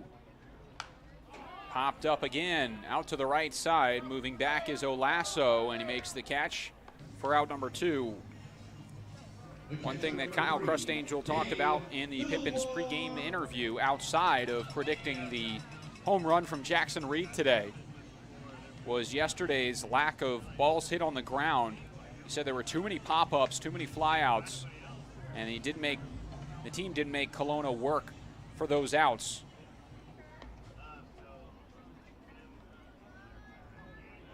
That's now 2 pop-ups and a flyout in the last 3 batters faced. And it brings up Gabe Villaflor, who popped up in his last at bat.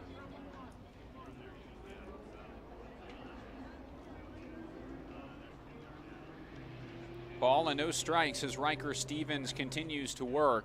Nobody in the Kelowna bullpen as he's up to 80 pitches. 1-0. 2-0.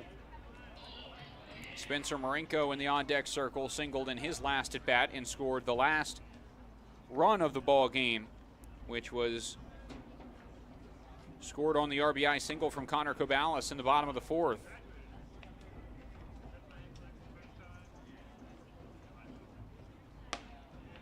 Pippins had 3 straight singles to open up that inning and runners on first and second, with nobody out. The tying run on second base, but the fly-out double play on the double steal got Cobalis out. And the Pippins couldn't score the tying run. And the first two batters are tired here in the fifth. It's now a 3-1 to Gabe Villaflor. Hitters count to the catcher out of YVC, and he grounds it to third, skips off the infield grass, and a strong throw picked by Olasso at first for out number 3, and a 3-up, 3-down inning for Riker Stevens. He holds on to the Kelowna 7-6 lead as we head to inning number 6. Pippins back to the field when we return. You're watching Pippins Baseball.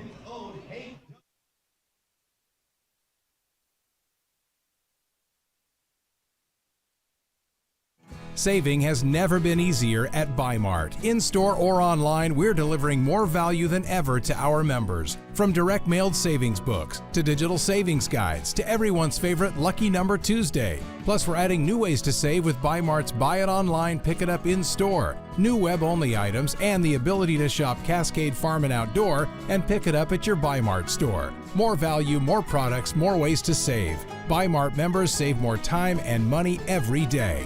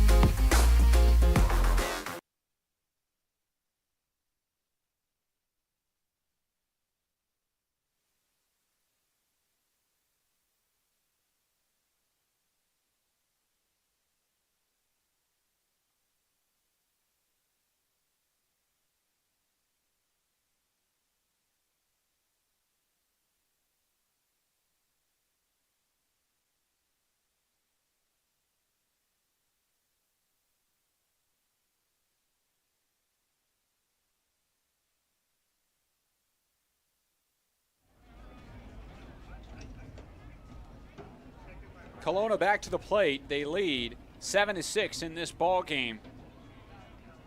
And a new arm into the game is Riley McAdams as he'll replace Daniel Sharon, who tossed a scoreless fifth inning, and will turn things over to the righty from the University of Washington.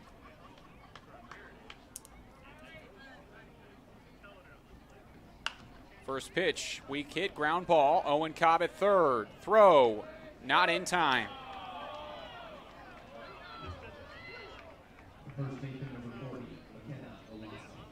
Owen Cobb set his feet to receive that ground ball, and his throw was late. Tried to field on the run earlier today and booted it twice. Has 3 of the 4 Pippins errors in today's matchup. And now it's an infield single for Jake Steels and a runner on base to start against Riley McAdams. Fly ball to center, sends Rollator in on the run, and he'll make the catch. And he bounces back with out number 1.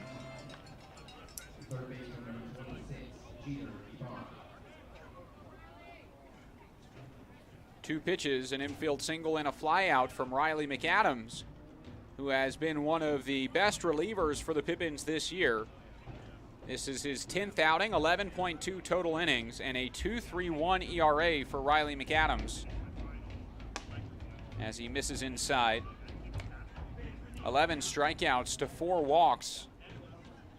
Has 1 save and an 0-1 record. His loss came against Victoria in that series finale where he gave up the grand slam in the 6-3 final. Earned the save in the 3-0 win over Port Angeles. Struck out 1 batter and faced only 3, got them all out. 3 of his last 4 outings have been scoreless outings. And a foul ball back makes it 1-2.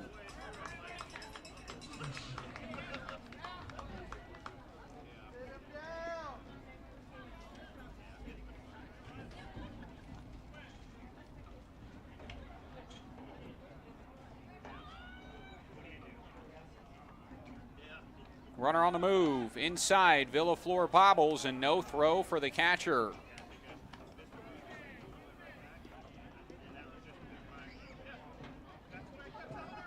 Stolen base number 2 for Jake Steels. And Kelowna has been running all over Gabe Villaflor today. 2-2 the count. Late swing, shot foul into lefties. And the count stays 2-2. So today at the ballpark, if you came to the game, got a ticket scanned, you were entered to win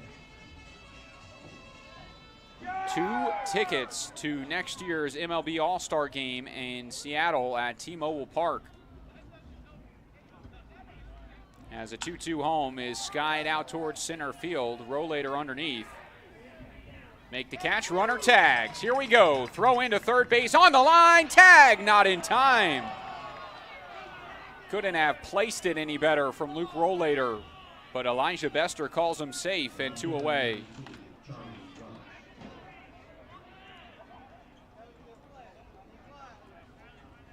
But back to the giveaway. They've announced the winner. It is Toby Lewis of Wapato, who won the All-Star Game ticket. So congratulations, Toby. 2 tickets to next year's All-Star Game, which are going to be expensive. Surely going to be a great time in Seattle, which has seen more and more excitement about the Mariners as of late with Julio Rodriguez. His performance in the Home Run Derby and his performance this season as the Mariners trying to clinch a playoff spot. So are the Yakima Valley Pippins in a 1-run ball game, 2 outs. The 0-1 from McAdams just misses, and it's 1-1. That one in the zone as well, according to TrackMan. That top of the zone has not been called from Nick Hudlow today. A couple of pitches up there have been missed, and there's a strike.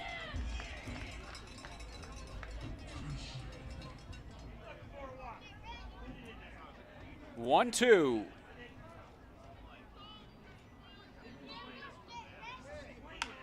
Weekly hit right side. Shipman on the move. Fields it in the hole. Throw to first. Spinning, and he makes the play.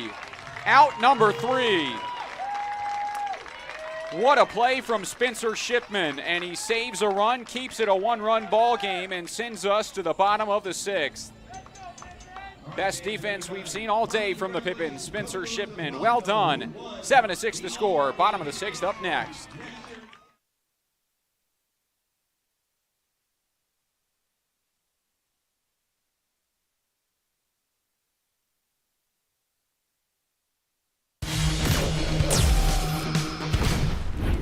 Who knew it was so difficult to find the right bank? I know. It's so confusing. And checking out your banking options? Oh, sounds overwhelming. The cloud of uncertainty. Enough! With Banner Bank, it's easy to manage your finances, and help is here when you need it. Be gone, Cloud! Oh! Wait! Built for action, built for banking. Banner Bank. If we win the lottery, we'd remodel our home. We'd start with the kitchen. Ooh. And out back is where the big trucks will go. Wow! Ben, you don't even live here anymore? Hey, don't forget about Grandma. Okay, family meeting. Come on. Welcome to the Ice Dome.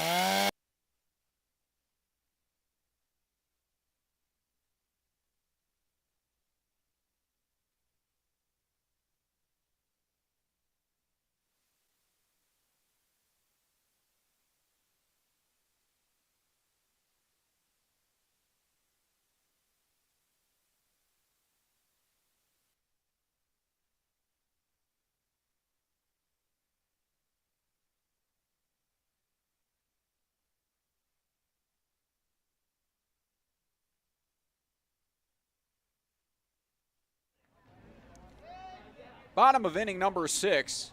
The Pippins have 9 hits off the man on the mound. It's Riker Stevens that continues to work. The tall right-hander's first pitch to Marinko is swung on and missed for strike one. As the Pippins trying to capitalize on that stellar defensive play from Spencer Shipman at second base to rob the Falcons of a hit. Those type of defensive plays can be turning points in the ball game. That was the case last night in a scoreless ball game in the 5th inning. A diving play in right field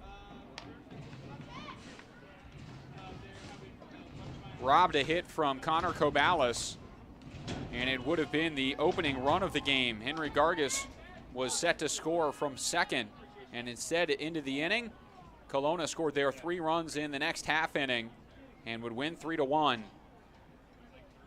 0-2 to Marinko is taken outside. A ball on 2 strikes now to the DH, who's 1 for 2 today, a ground out and a single.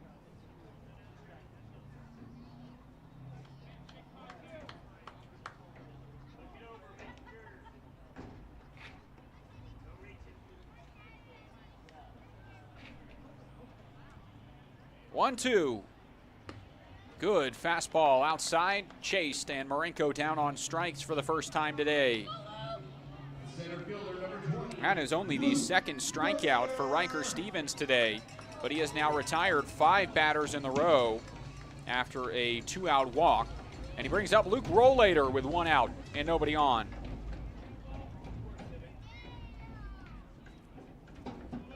Center fielder 3 for 3 today, a double and 2 singles, 2 runs and a stolen base, which was his 11th.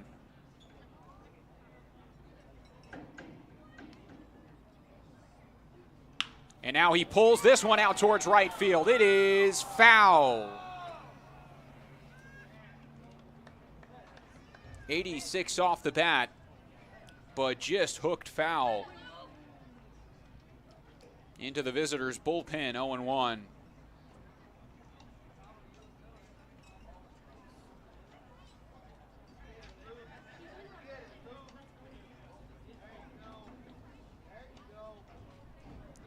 He resets in the batter's box with an 0-1 count. Has had some great days at the plate this year. Shows bunt, pulls back, and takes it 1-1 the count. Most hits he's had in a game this season was 3 in his 3 for 5 outing against Kamloops. He also had a 3 for 5 outing against Ridgefield. And he's 3 for 3 today, looking for a 4-hit performance as the would-be tying run in a 7-6 ball game. Inside it hits him, and Rollator on first. 1 out, he's the tying run. It brings up Connor Cobalis. Connor Cobalis.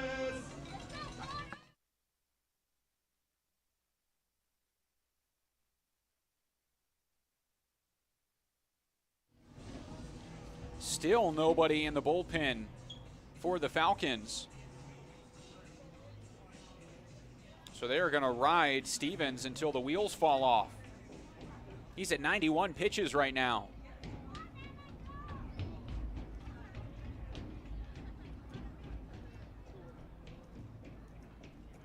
Connor Cobalis at the plate is 3 for 3.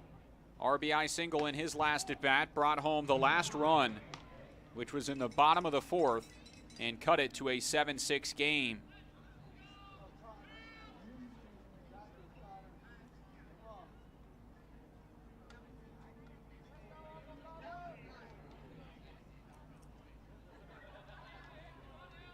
Pick off to first, keeps an eye on Rollator.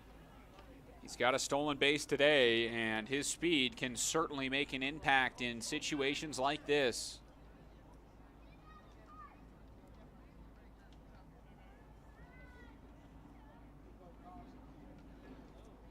Pippins have 3 stolen bags today.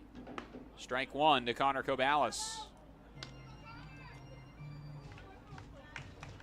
Last time they attempted the steal was on that double steal with Rollator and Cobalis, where Cobalis didn't know where the ball was on the pop fly to center and was thrown out as part of an 8-3 double play. 1-1 inside, hits Cobalis. Back-to-back hit by pitches for Riker Stevens, and now the tying and go-ahead run on base for Jackson Reed.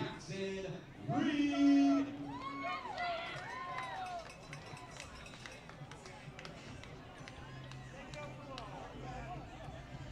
93 pitches for Riker Stevens.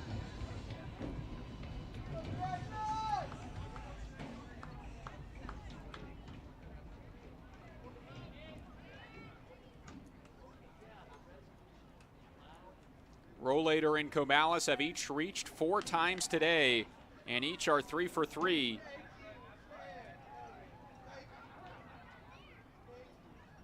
Jackson Reed has the 3-run homer, an RBI sac fly, and that fly out on the double play in his last at bat, and he takes ball 1. 1 for 2 on the day, the left-handed hitting right fielder. If he drives in a run here, he would be tied for the team lead on the season. 2-0 the count.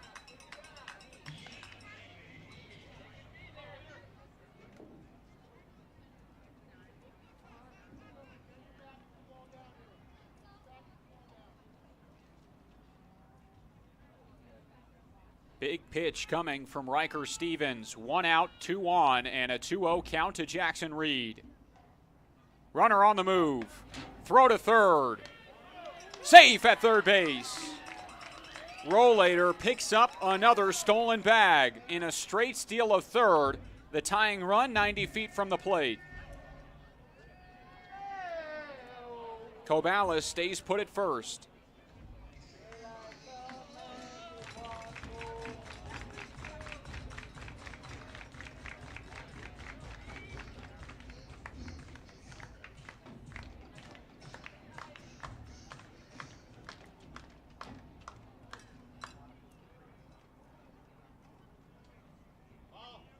Three balls, no strikes. Cobalis the runner at first. Swing and fouled back, 3-1. We've seen intentional rundowns with the Pippins in these situations that have scored big runs. Only 1 out here with Jackson Reed at the plate.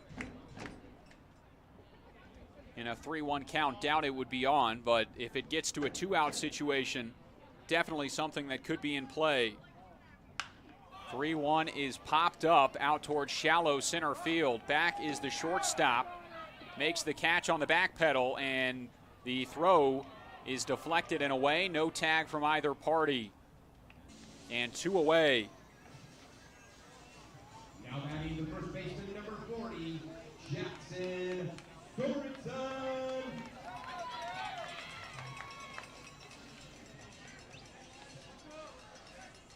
Now it's up to Jackson Sorensen. And this is a situation where that intentional rundown could be on. And signs now from Matt Bond that he dishes out.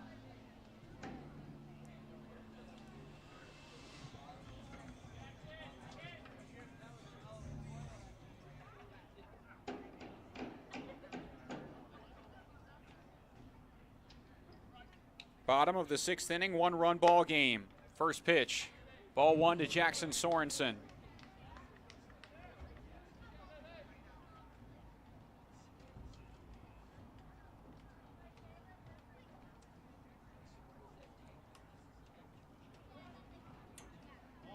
One 0. 2-0. Delayed steal. They will throw down to second. Runner coming home. They'll score. Cobalis in the rundown. He's already done his job trying to keep the inning alive at this point now. He is tagged out, but the Pippins have tied the ball game. 7-7 the score. Luke Rollator gets it done, reaches on the hit by pitch, steals third straight, and the intentional rundown ties us at 7 as we head to the 7th. Great into the ball game coming up. McAdams to the mound.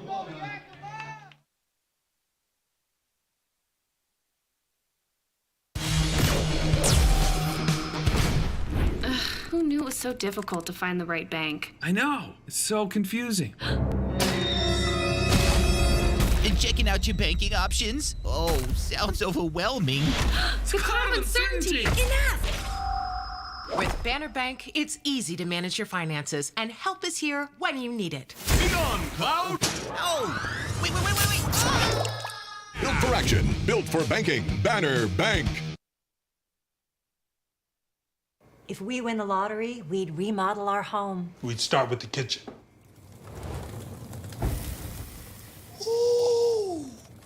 And out back is where the big trucks will go. Wow! Ben, you don't even live here anymore? Hey, don't forget about Grandma. Okay, family meeting. Come on. Welcome to the ice dome.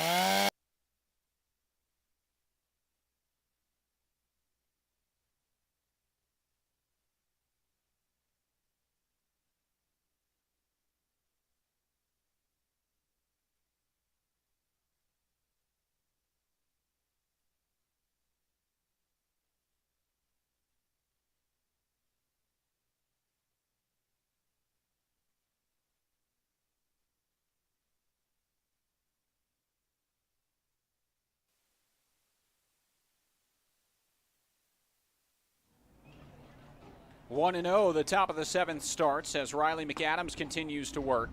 His fastball to Mike Montreza will miss, and it's a 2-0 start to the second baseman. Montreza was hit by a pitch in the second and scored.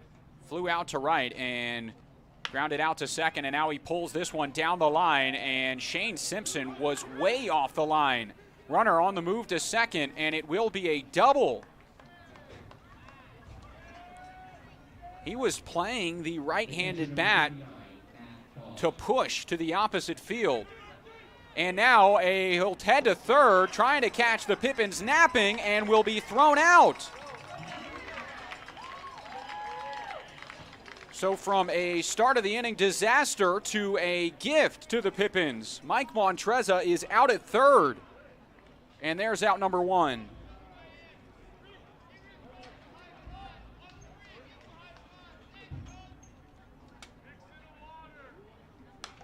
Foul ball, and it's 0-1 to Matt Bond, the catcher. So that started with Shane Simpson way off that left field line. If he was positioned normally, I think that's probably a single and not extra bases. But it all works out in the end as he tries to stretch to third. And now an 0-2 count, this one in the dirt, and the ball the count 1-2.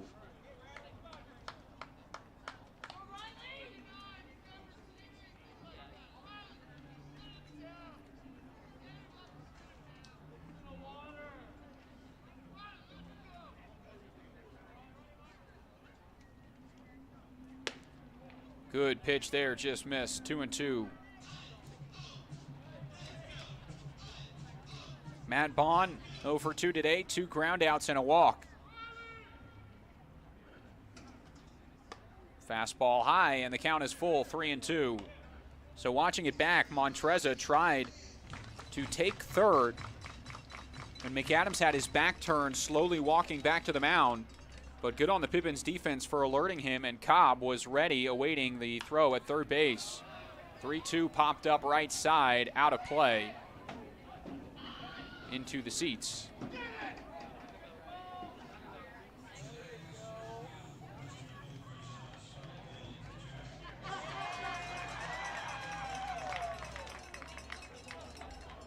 And the count stays 3-2. McAdams already on the mound, ready to go as Bond steps back in. And the catcher will see the payoff. Fouled back once again. Good battle between these two ongoing. McAdams at 22 pitches after throwing a scoreless 6th inning. Allowed a leadoff single, but got 3 straight outs, including a stellar play from Spencer Shipman. And now it's a 1-out walk. Brings up Cam Edwards, the right fielder. Reached on the error in the second and scored. Struck out in the third and walked and stole second in the fifth. He's got a pair of stolen bases today.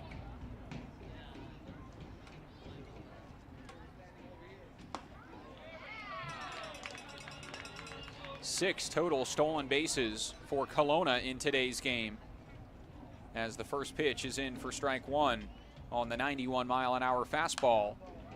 And he comes back with 91, fouled back, 0-2.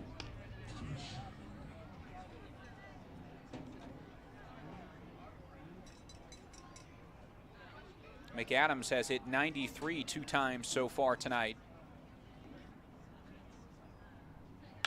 And a ground ball left side, diving Ka, but it's through into left field for the second hit of the inning. And runners on first and second now with one away.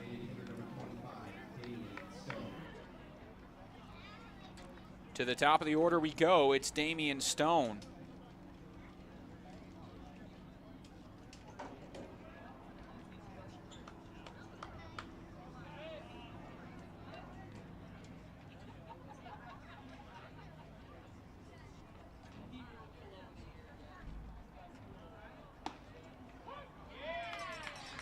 There's the strike, 0-1 to the DH out of UC Santa Barbara. Was in left field last night. Had the RBI double and a run in the sixth, which scored the first run of the ball game. And now a line drive over Shipman's head into center. Throw in is cut off, and the bases are loaded with one out. Third hit against Riley McAdams this inning. And if Mike Montreza did not try and take that extra base, this could be a real bad situation. Double walk, single, single opens up the inning against McAdams, and with one out, it's Luke Solis, the shortstop, to the plate. Corners in. First pitch is a good breaking ball, strike one. Pippins do not have a double play today. 0-1 in the dirt. And another 93-mile-an-hour fastball.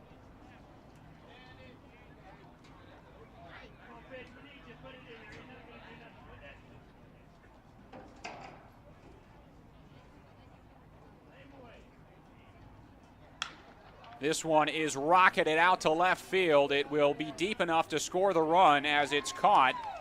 And tagging from third base is Matt Bond. He's the go-ahead run. It's an 8-7 Kelowna lead. Another lead change in this ball game.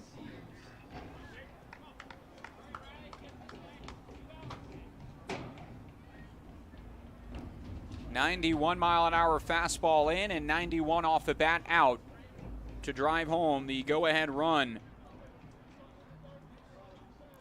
Solis with his first RBI of the day. He's got 2 runs as well.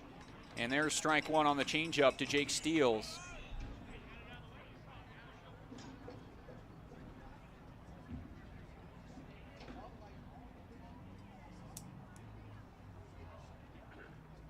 Now this one is shot to the right side, but it hooks foul, and the count to 0-2.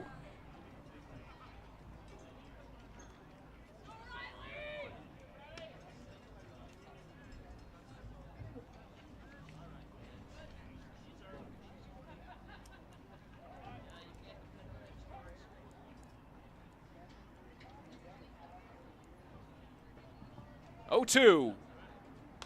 Fouled back again. Steele struck out in his first at-bat today and had a strikeout in his final at-bat yesterday. Was 1 for 3 yesterday with an RBI. And he is 2 for 3 today, 2 RBIs, a run, and 2 stolen bases. This one weakly hit up the middle. Cobalis fields and will throw to first and make the play. Well done by Connor Cobalis. There's out number 3. But Kelowna has retaken the lead. What a back-and-forth ball game that we have here at the Orchard. 8-7 the score. Time to stretch in Yakima. Bottom of the 7th up next. It's Sorensen, Shipman, Simpson to the plate.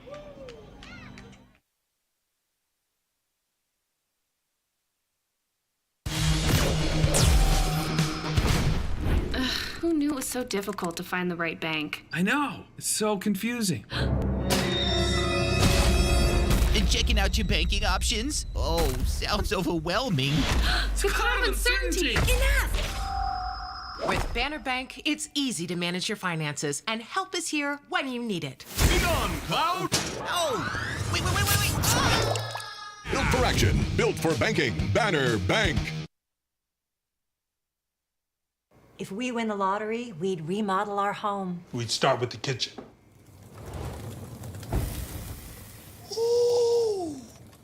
And out back is where the big trucks will go. Wow! Ben, you don't even live here anymore? Hey, don't forget about Grandma. Okay, family meeting. Come on. Welcome to the ice dome.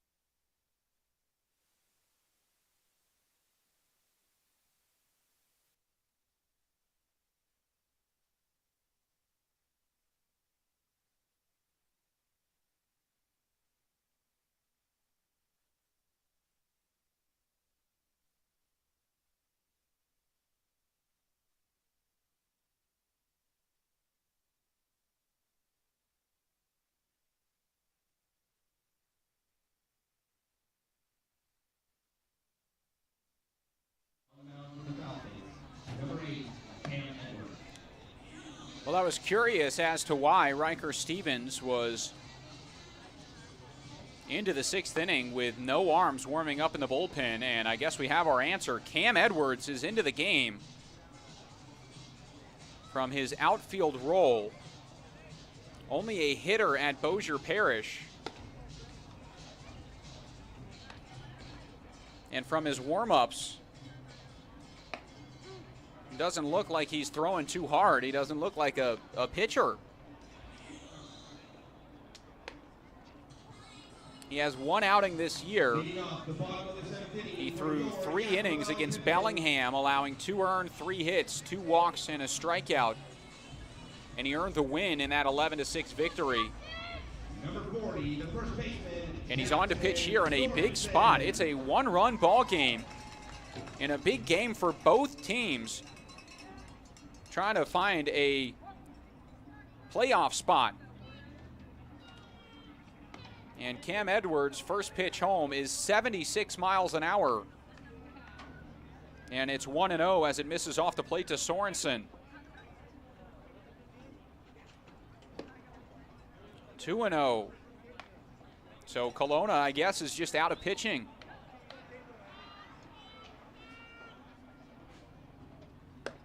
Here's another one home, that one at 68, and it's 3-0.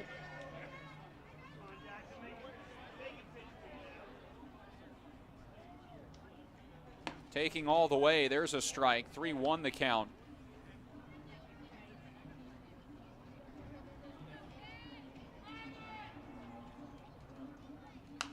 And Sorensen swings at this one, fouls it back, it's 3-2.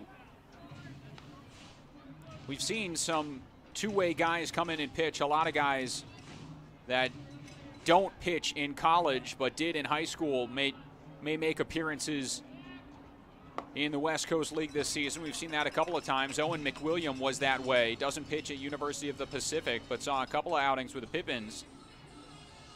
But he was a guy that got up towards 90 miles an hour and could pump it a little bit on the mound and had good mechanics, threw hard. Cam Edwards on the mound. Looks exactly like what you would expect in the MLB, seeing a position player pitching. Just trying to get it over. And the lefty walks the first man, Jackson Sorensen, so the tying run on base for Spencer Shipman, who takes the first pitch inside for ball 1.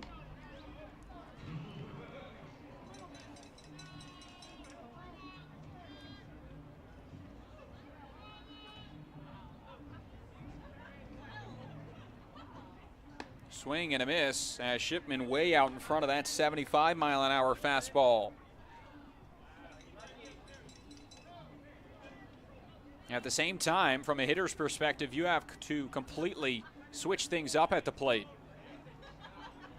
Going from seeing the speed from Riker Stevens to the velo on the mound here, as this one gets away and hits Spencer Shipman, the first two base runners aboard for the Pippins with nobody out.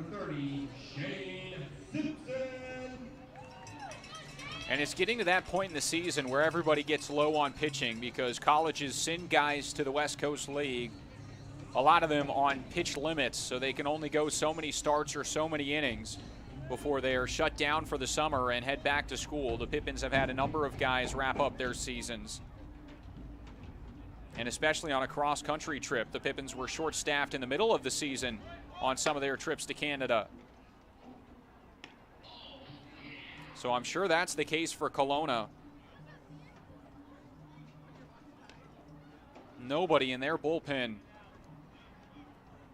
And they've got to save arms for Game 3 tomorrow. 1-0, bunt shown, and it's fouled away. 1-1.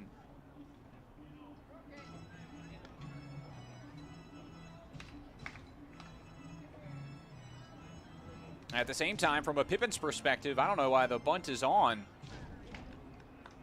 when the man on the mound has not touched 80 and has not located the zone very well. Don't want to give up and out to someone struggling on the mound. This one in the dirt, and both runners will try and advance. The tag, they got him at second, and the Pippins run into an out on the base path. Here's out number one. In this predicament, in this part of the ball game, that just can't happen.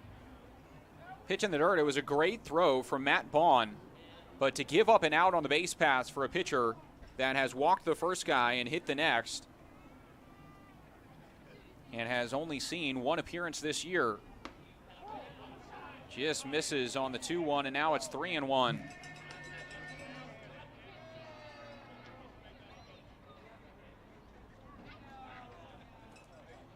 Tying run is on third base. It's a hitter's count for Shane Simpson.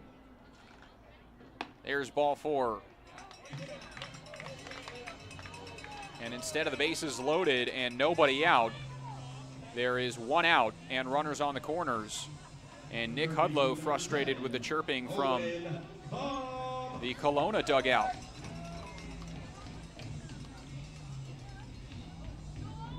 Owen Cobb to the plate. This had been well, it still is, a fantastic ball game. Tons of lead changes and back and forth offense in what has been a shootout. Pippins have not had many. A lot of pitchers duels. But today it's the bats going at it. And there's the first pitch to hit 80 from Cam Edwards. And it's an 0-1 count on Owen Cobb. 8-7 the score. Here's the next. Ball inside, 1-1.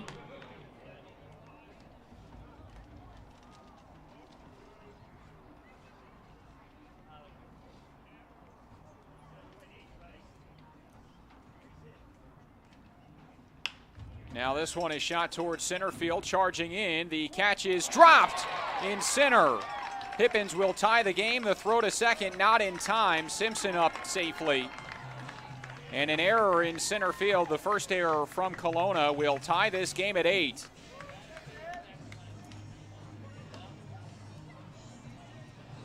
Now batting the catcher, number 3, Gabe Villaflor. And now it's Gabe Villaflor, the catcher, who's 0 for 3 today. Chance to turn it around. Bottom of the 7th inning. Pippins trying to take the lead. There's a strike.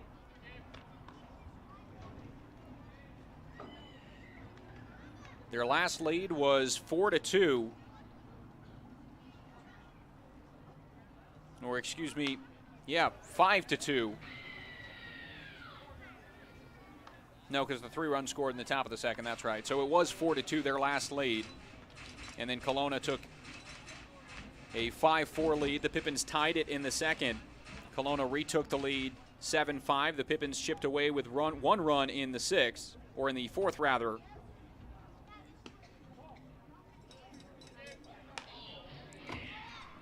Tied it in the bottom of the 6th. Kelowna retook their lead 8-7, and now that run makes it an 8-8 score. 1-2 count to Villaflor. Line drive, shot, and a double play.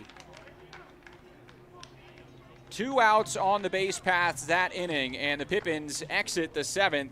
They've tied it. It's 8-8 the score as we head to the 8th frame. What a weird game. This has been a spectacular ball game in Game 2 of this series between the Kelowna Falcons and the Yakima Valley Pippins. Riley McAdams to the mound. 8th inning up next.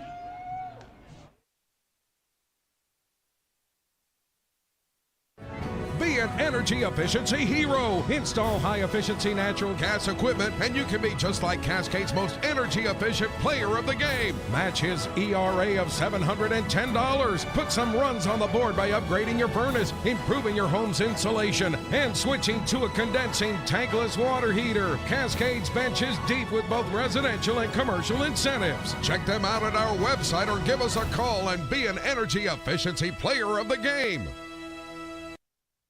What's worse than standing in line at concessions? Now you can satisfy your appetite while remaining in your seat. With the mobile app Fan Food, you simply select Express Pickup and order your food. It is that simple.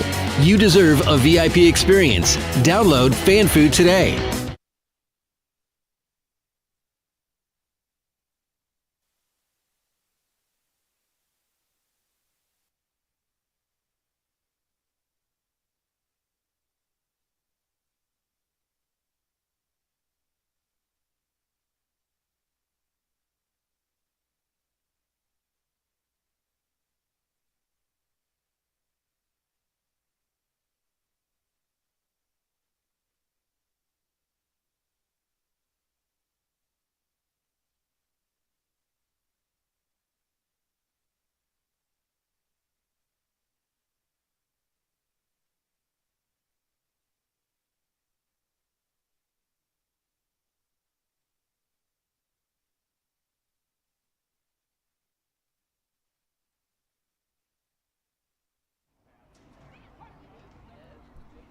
Kelowna is back to the plate in another tie game. This time it's 8-8, and Riley McAdams will pitch in this 8th.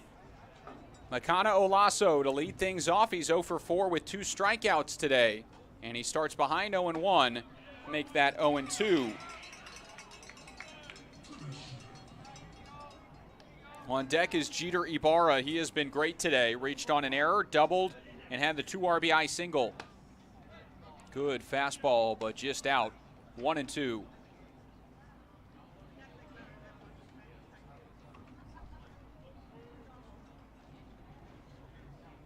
Breaking ball in the dirt, laid off of. 2 balls and 2 strikes. Let's get a score update from the other scores around the West Coast League on this Saturday evening. The Apple Sox hung on to their game, 12-10 the final. The Night Owls took down the Black Bears 12-9. Ridgefield Raptors won 9-4 over Springfield. Port Angeles won 10-2 over the Harbor Cats. It is 17-16 in the top of the 8th inning between Portland and Bend. The Pickles in the lead on the road. And that has been an unbelievably wild ball game. Riverhawks won 6-5, walked it off in 11 innings. And Corvallis won 11-1. Here at the Orchard, it's 8-8, and the leadoff man reaches on a single into left field. That is the 5th hit against Riley McAdams so far.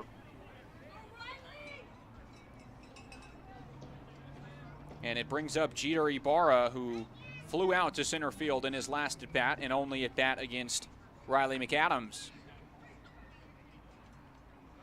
Tall righty, one of 3 flame-throwing arms out of the University of Washington on this Pippins roster.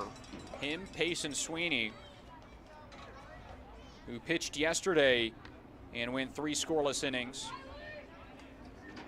And then Isaac Yeager, who I'm sure is in line to pitch either tomorrow or game 1 of the next series.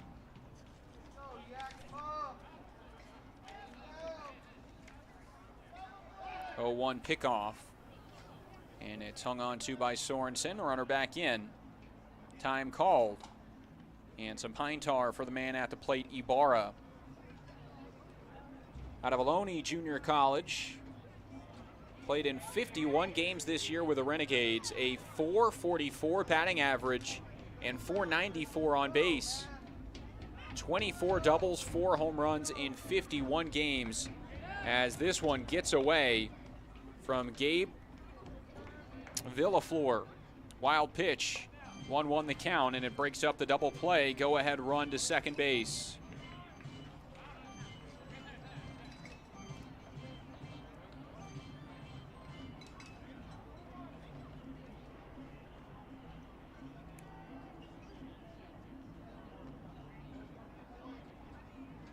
This one is rocketed out towards center field. Rollator on the move, will catch it on the run. No tag from second. Makana Olaso was in between second and third, expecting that one to get down, and couldn't tag up, to the frustration of the head coach, Doug Noche.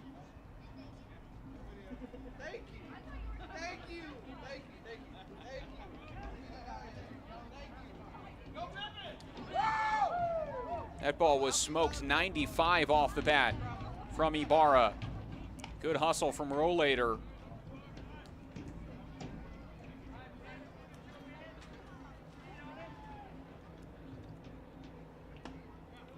Good off speed, in for a strike, and it's 1-1 now to Charlie Welch.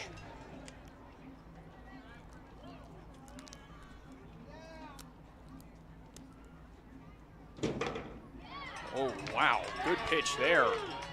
90 miles an hour, outclassed him, and it's 1-2. Welch was 2 for 3 last night with a run. He is 0 for 3 tonight with a walk. 1-2, swung on and missed, and McAdams the strikeout.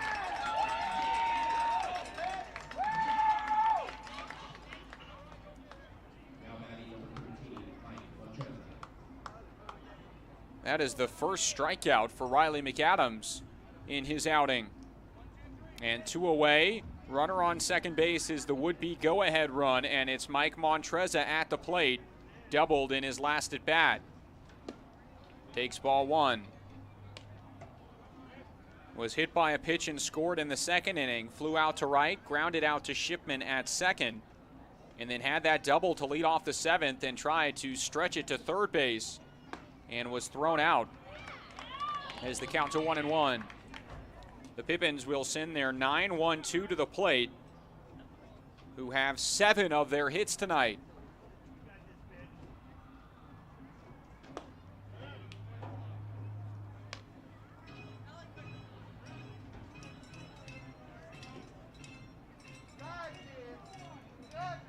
Ten total hits for the Pippins in this outing, and 7 have come from the 9-1-2 in the order.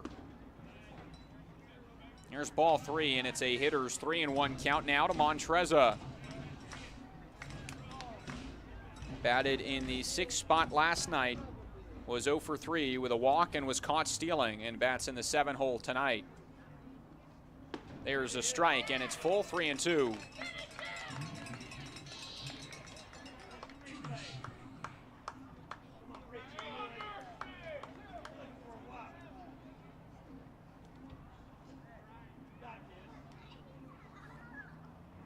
Swing and a foul ball keeps him alive. The count stays full 3-2.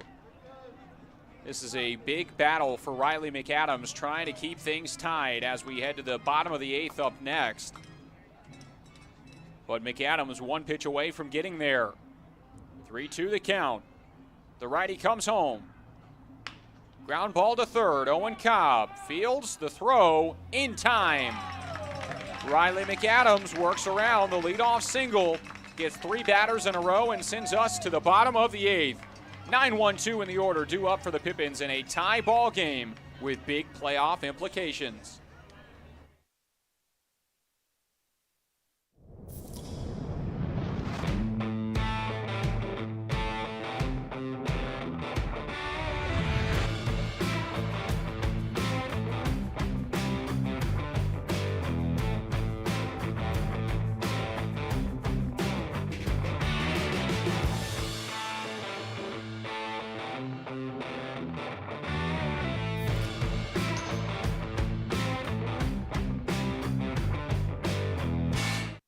Office Solutions Northwest is excited to be the official office supplier of the Yakima Valley Pippins. Proudly serving the Yakima Valley since 1967, we offer a wide variety of solutions at work. From pens and copy paper, desks and chairs, to soap and paper towels, along with free next day delivery on most orders. We strive to be your local source for all of your office needs. Create a free account today by visiting our website at www.whobest.com, and we look forward to working with you.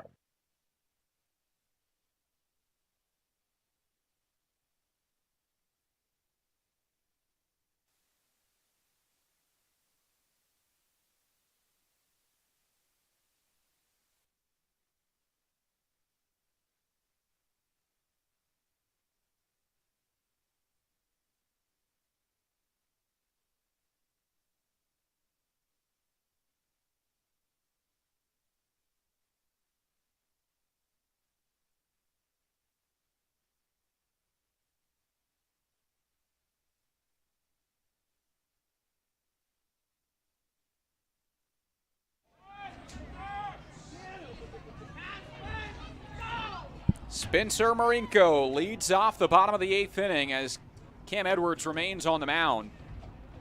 The left-hander out of Bossier Parish. A great outfielder, great hitter. Batted .304 at Bossier Parish, one of the top junior colleges in the Southeast region. But he doesn't pitch much. Did not in college, from what I see on what I can find online. Didn't pitch much in high school. And Marinko blasts this one out to left field towards the wall. He is giving the Pippins the lead.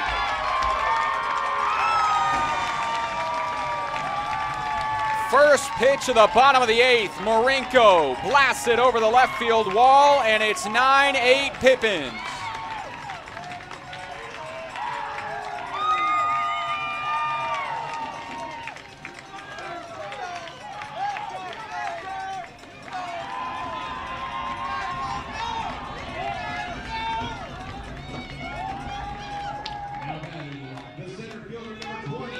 How hot has Spencer Marinko been? That is his 3rd home run of the year. He's 2 for 4 today and is creeping towards that 300 batting average. That would be an absolute shock if you saw him at the start of the season with his struggles. Was in a big slump out of the gate, batting under 100. And he has worked his way back, grinded, has started hitting balls hard, and it started paying off. His 3rd home run of the season gives the Pippins a 9-8 lead. And it's a 1-1 count to Luke Rollator, who's 3 for 3 today. 11 hits for the Pippins today. And 8 of those 11 have come from the 9-1-2 in the order. Rollator ahead 2-1.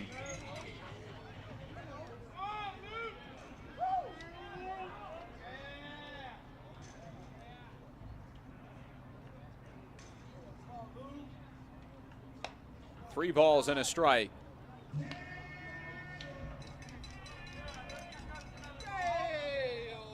Second home run of the ball game. First was the 3-run homer from Jackson Reed, which gave the Pippins their first lead. And now it's Marinko to give them the lead back. And a walk to Luke Rollator means he's reached 5 times in this game. He's got 2 stolen bases and 3 runs, and Connor Cobalis has a run and RBI, and he is 3 for 3, reaching 4 times today.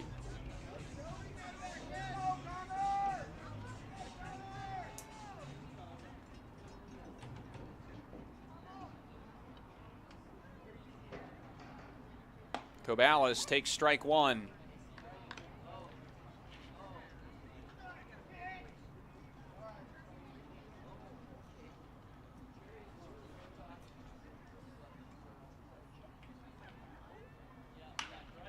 Cobalis to right field. It drops in. He'll try for 2. Throw on the money. Not in time. And it's a double for Connor Cobalis. He's 4 for 4.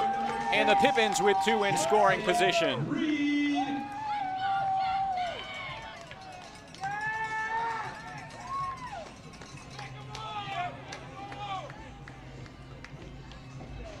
visit to the mound for Cam Edwards. Connor Cobalis entered today's game batting .325. Was 0 for 4 in 2 of his last 3, but the other in that 3-game set was a 4 for 4 outing, and now he is 4 for 4 once again. What a day for Connor Cobalis and Luke Rollator. This top of the order has absolutely impressed, and now it's a chance for Jackson Reed. He's got a 3-run home run already today, 4 RBIs on the day, and he's 1 for 3. Still nobody in the bullpen for Kelowna.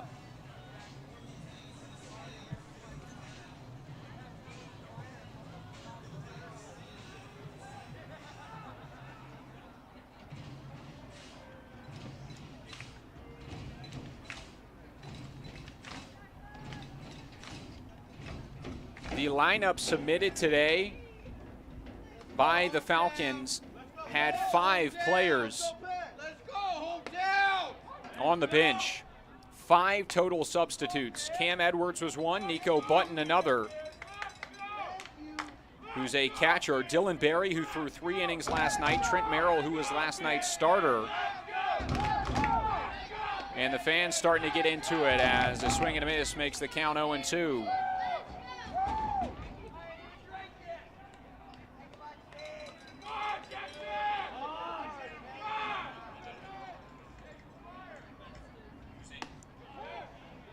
Ball 1.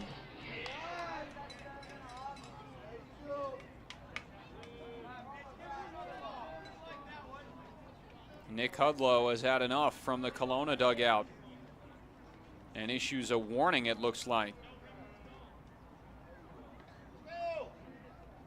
Frustrated on that call, which was just a hair outside of the zone on TrackMan, but was certainly close to take on 0-2.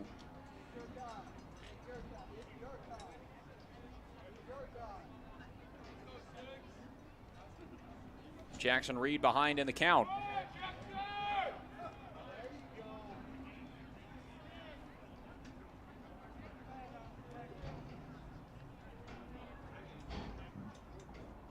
One ball, 2 strikes. Ground ball. Keeps him alive. Infield is brought in for Kelowna. This is a huge opportunity for the Pippins. Nobody out, 2 on. They lead by 1, but I'm sure they'll take as much insurance as they can get heading to the 9th. 1-2. Whoa, that one gets away. Runner will come home. Generous bounce off the backstop, and the next throw gets away. Rollator scores on the wild pitch, and it's a 10-8 Pippins lead.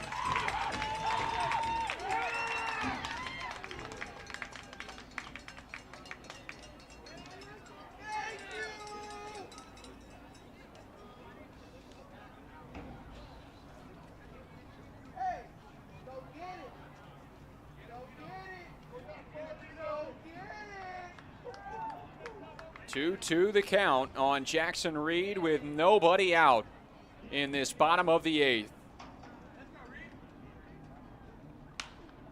Popped up, infield playing in. They got a long way to go to get to it.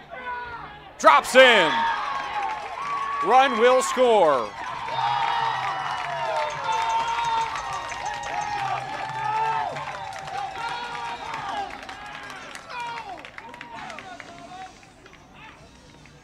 RBI single for Jackson Reed. With the outfield playing fairly deep against the power-hitting lefty and the infield playing in with a runner at third, that short pop fly brought Luke Solis out into shallow right field, trying to field it backwards, and it drops in.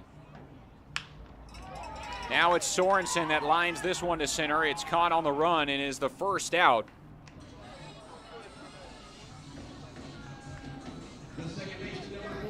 Jackson Reed is now tied for the team lead in RBIs with his 5 RBI game today.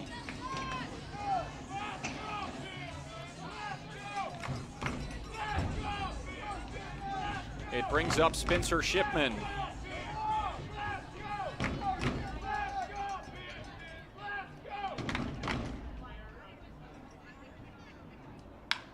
This one shot out into the gap. On the move, the center fielder. It drops in and will be cut off at the track. Runner holds up at third base as the throw in is in no man's land. And it's a double for Spencer Shipman, his 10th double of the year. The left fielder, number 30, Shane Simpson. One out. It brings up Shane Simpson. This is a big chance at a confidence boost for Shane Simpson. He's 1 for 3 today, a single and a walk, but has been in a little bit of a rut as of late.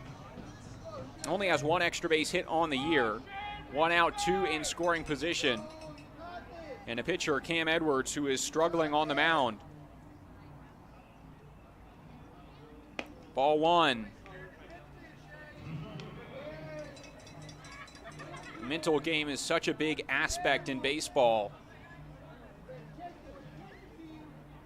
Sometimes all it takes is to see one hit hard off the bat to turn things around.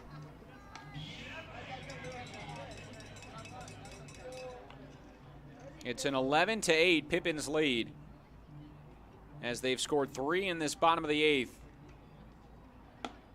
It's a 3-0 count to Shane Simpson, only 1 out. And Owen Cobb in the on-deck circle.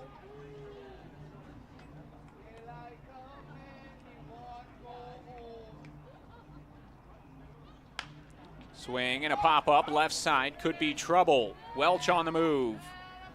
Slips in the bullpen, and is it caught? It is not. It drops foul. Hopefully he's okay.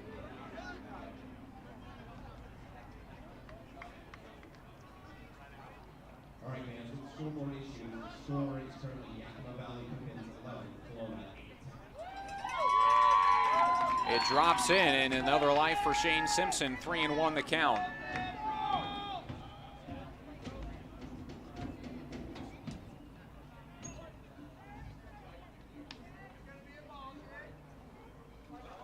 Hitters count. Ball 4, bases loaded with 1 out. Owen Cobb to the plate. Third baseman, number 7, Owen Cobb.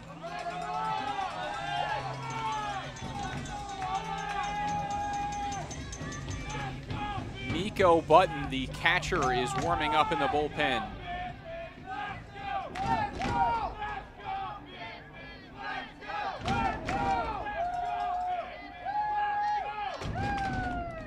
Low and in. Wild pitch, runner will score. 12-8, Pippins in front on another wild pitch.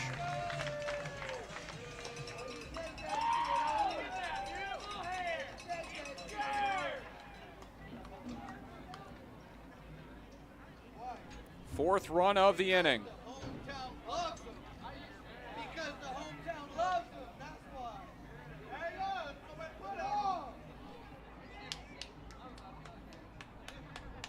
The 1-0. This is inside to Cobb. Hitters count, 2 balls and no strikes.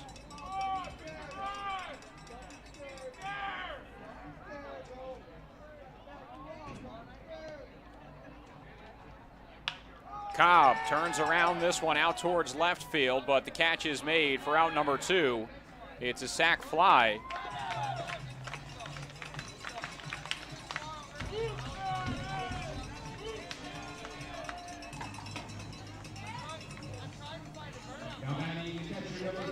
Out number 2, and now a 13-8 lead for the Pippins.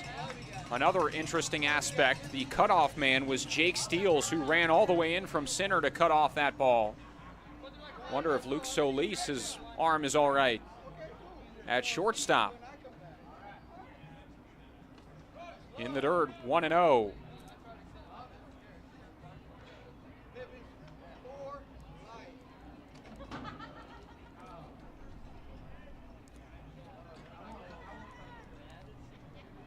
At second is Shane Simpson. Gabe Villaflor becomes the 9th hitter of the inning. And he takes this one low. 2 balls and no strikes.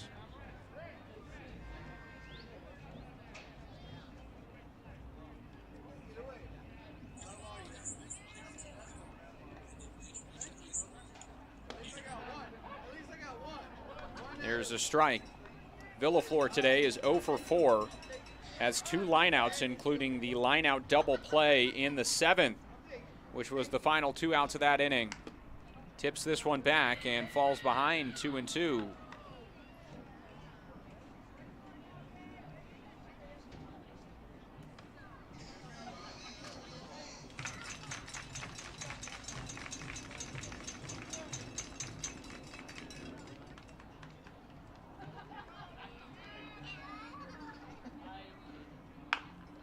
Weekly hit ground ball out towards second, charging in, the throw to first, and it beats them to end the bottom of the 8th. The Pippins played 5 runs to take a 13-8 lead. It starts with a solo blast from Spencer Marenko, and 4 more would score afterwards en route to the 13-8 lead. 3 more outs needed for Riley McAdams and the Pippins to even up the series and take Game 2 at the Orchard. The time is now to get started on your new career at Perry Tech. From AAS degrees in business technology and accounting and IT and communication systems to a fast 5-week professional truck driving program, acquire hands-on skills to help you reach your full potential. From financial aid to career services, the staff at Perry Tech are there to help you from start to finish. Take action today by calling Perry Tech 509-453-0374 or visit perrytech.edu. It's sky blue, barn red. Caught up in a country, the only way I wanna be. Somewhere where the road ends, out there where the creek bends, that's where you can find me. Within fields of gold and cotton rows that never end in the sky. That take it slow, easy road, man, that's life. Caught up in a country.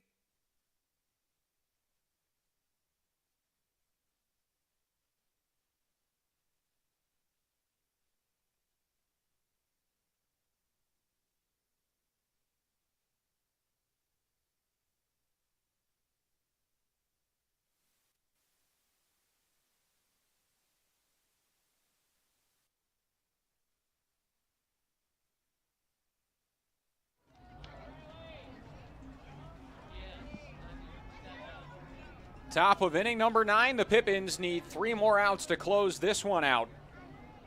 They have scored 13 runs today, and they lead by 5, 13-8 the score. They have scored that many only twice this year, in a 13-8 win over Victoria and a 16-10 win over Walla Walla. 0-1, the count starts.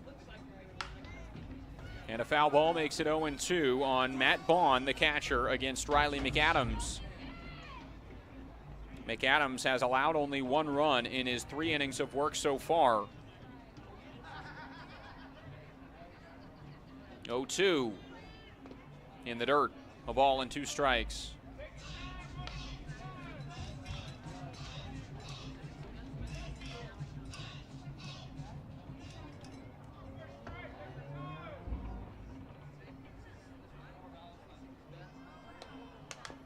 Foul ball keeps him alive.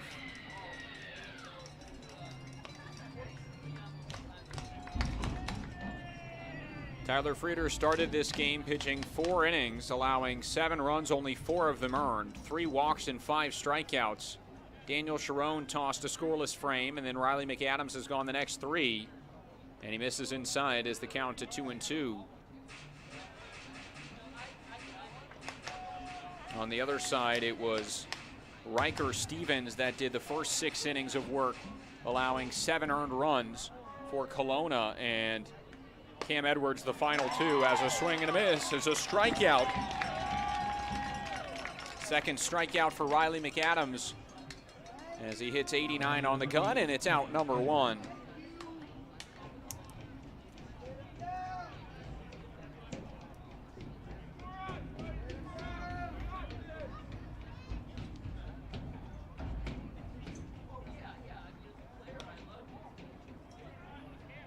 The old saying is that wins can cover up a lot of ugly. There was a lot of ugly today for the Pippins, a lot of defensive mistakes. but the bats have come to play all day long, and this was a gritty matchup. And the Pippins coming back from 3 separate times being down. And finally, that explosion in the bottom of the 8th off Cam Edwards, the position player into pitch with the short staff for Kelowna. 2-1 the count as Riley McAdams misses to the left-handed batting Cam Edwards.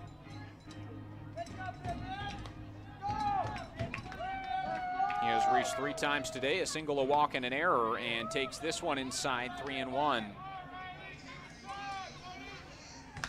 2 stolen bases and a run for Edwards today. Ground ball foul, and it's full 3-2.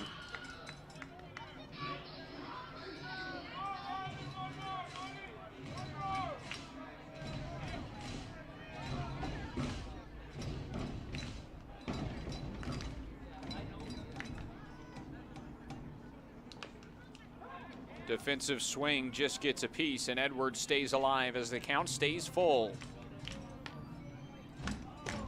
13 runs for the Pippins on 14 hits and 3 errors. Kelowna, 8 runs, 11 hits, and an error. 3-2. Ground ball right side. Shipman on the move again. Dives and can't make the play this time around. It's the second hit of the game for Cam Edwards. And a runner on first base, 1 out for the top of the order, Damian Stone.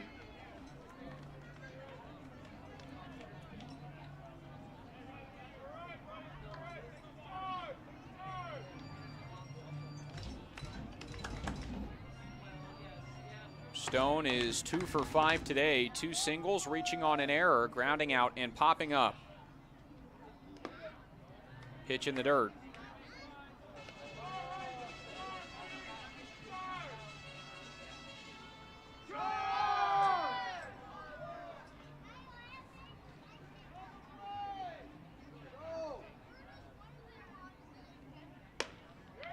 Misses on the fastball.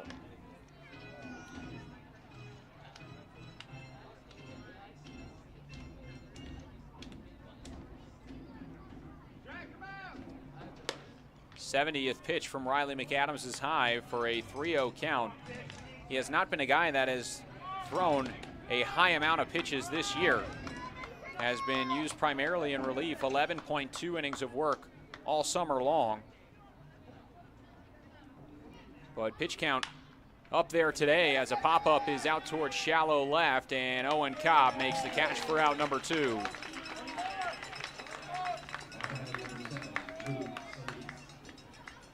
Two outs, it's Luke Solis, the shortstop.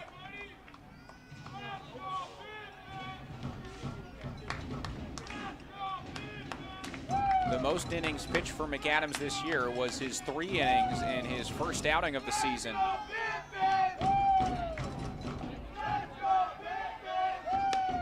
Breaking ball misses off the plate, 1-0. The count starts on Solis. That was in his first outing of the year. He allowed 2 unearned runs on 4 hits, a walk, and 2 strikeouts. Since then, he has been really, really good. Runner on the move here, great jump. No one even tries to cover the bag, and a catcher's indifference as Cam Edwards moves into scoring position.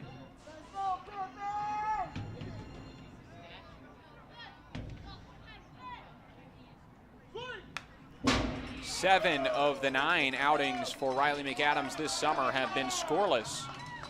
Did allow a run in today's outing, but trying to get through 4 innings of work. He's 1 pitch away from evening up this series.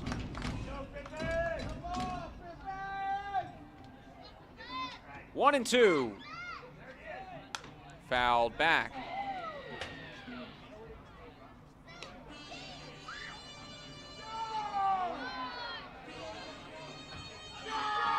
Fans sticking around, wanting to see a Pippins win here on this Saturday night in Yakima. Riley McAdams on the mound, a 1-2 count. Blocked at the plate by Villaflor, it's 2-2.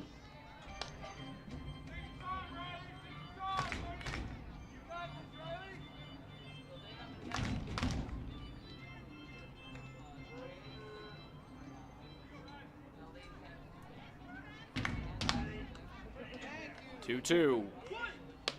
Off the plate, and it's full.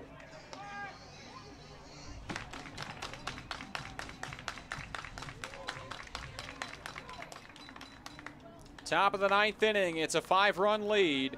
3-2 the count. Time called before the pitch. McAdams was ready to deliver it. And he'll have to wait one more. Pippins trying to pick up their 14th win of the second half. Called strike 3. McAdams gets the strikeout and the Pippins win it. 13-8 the final.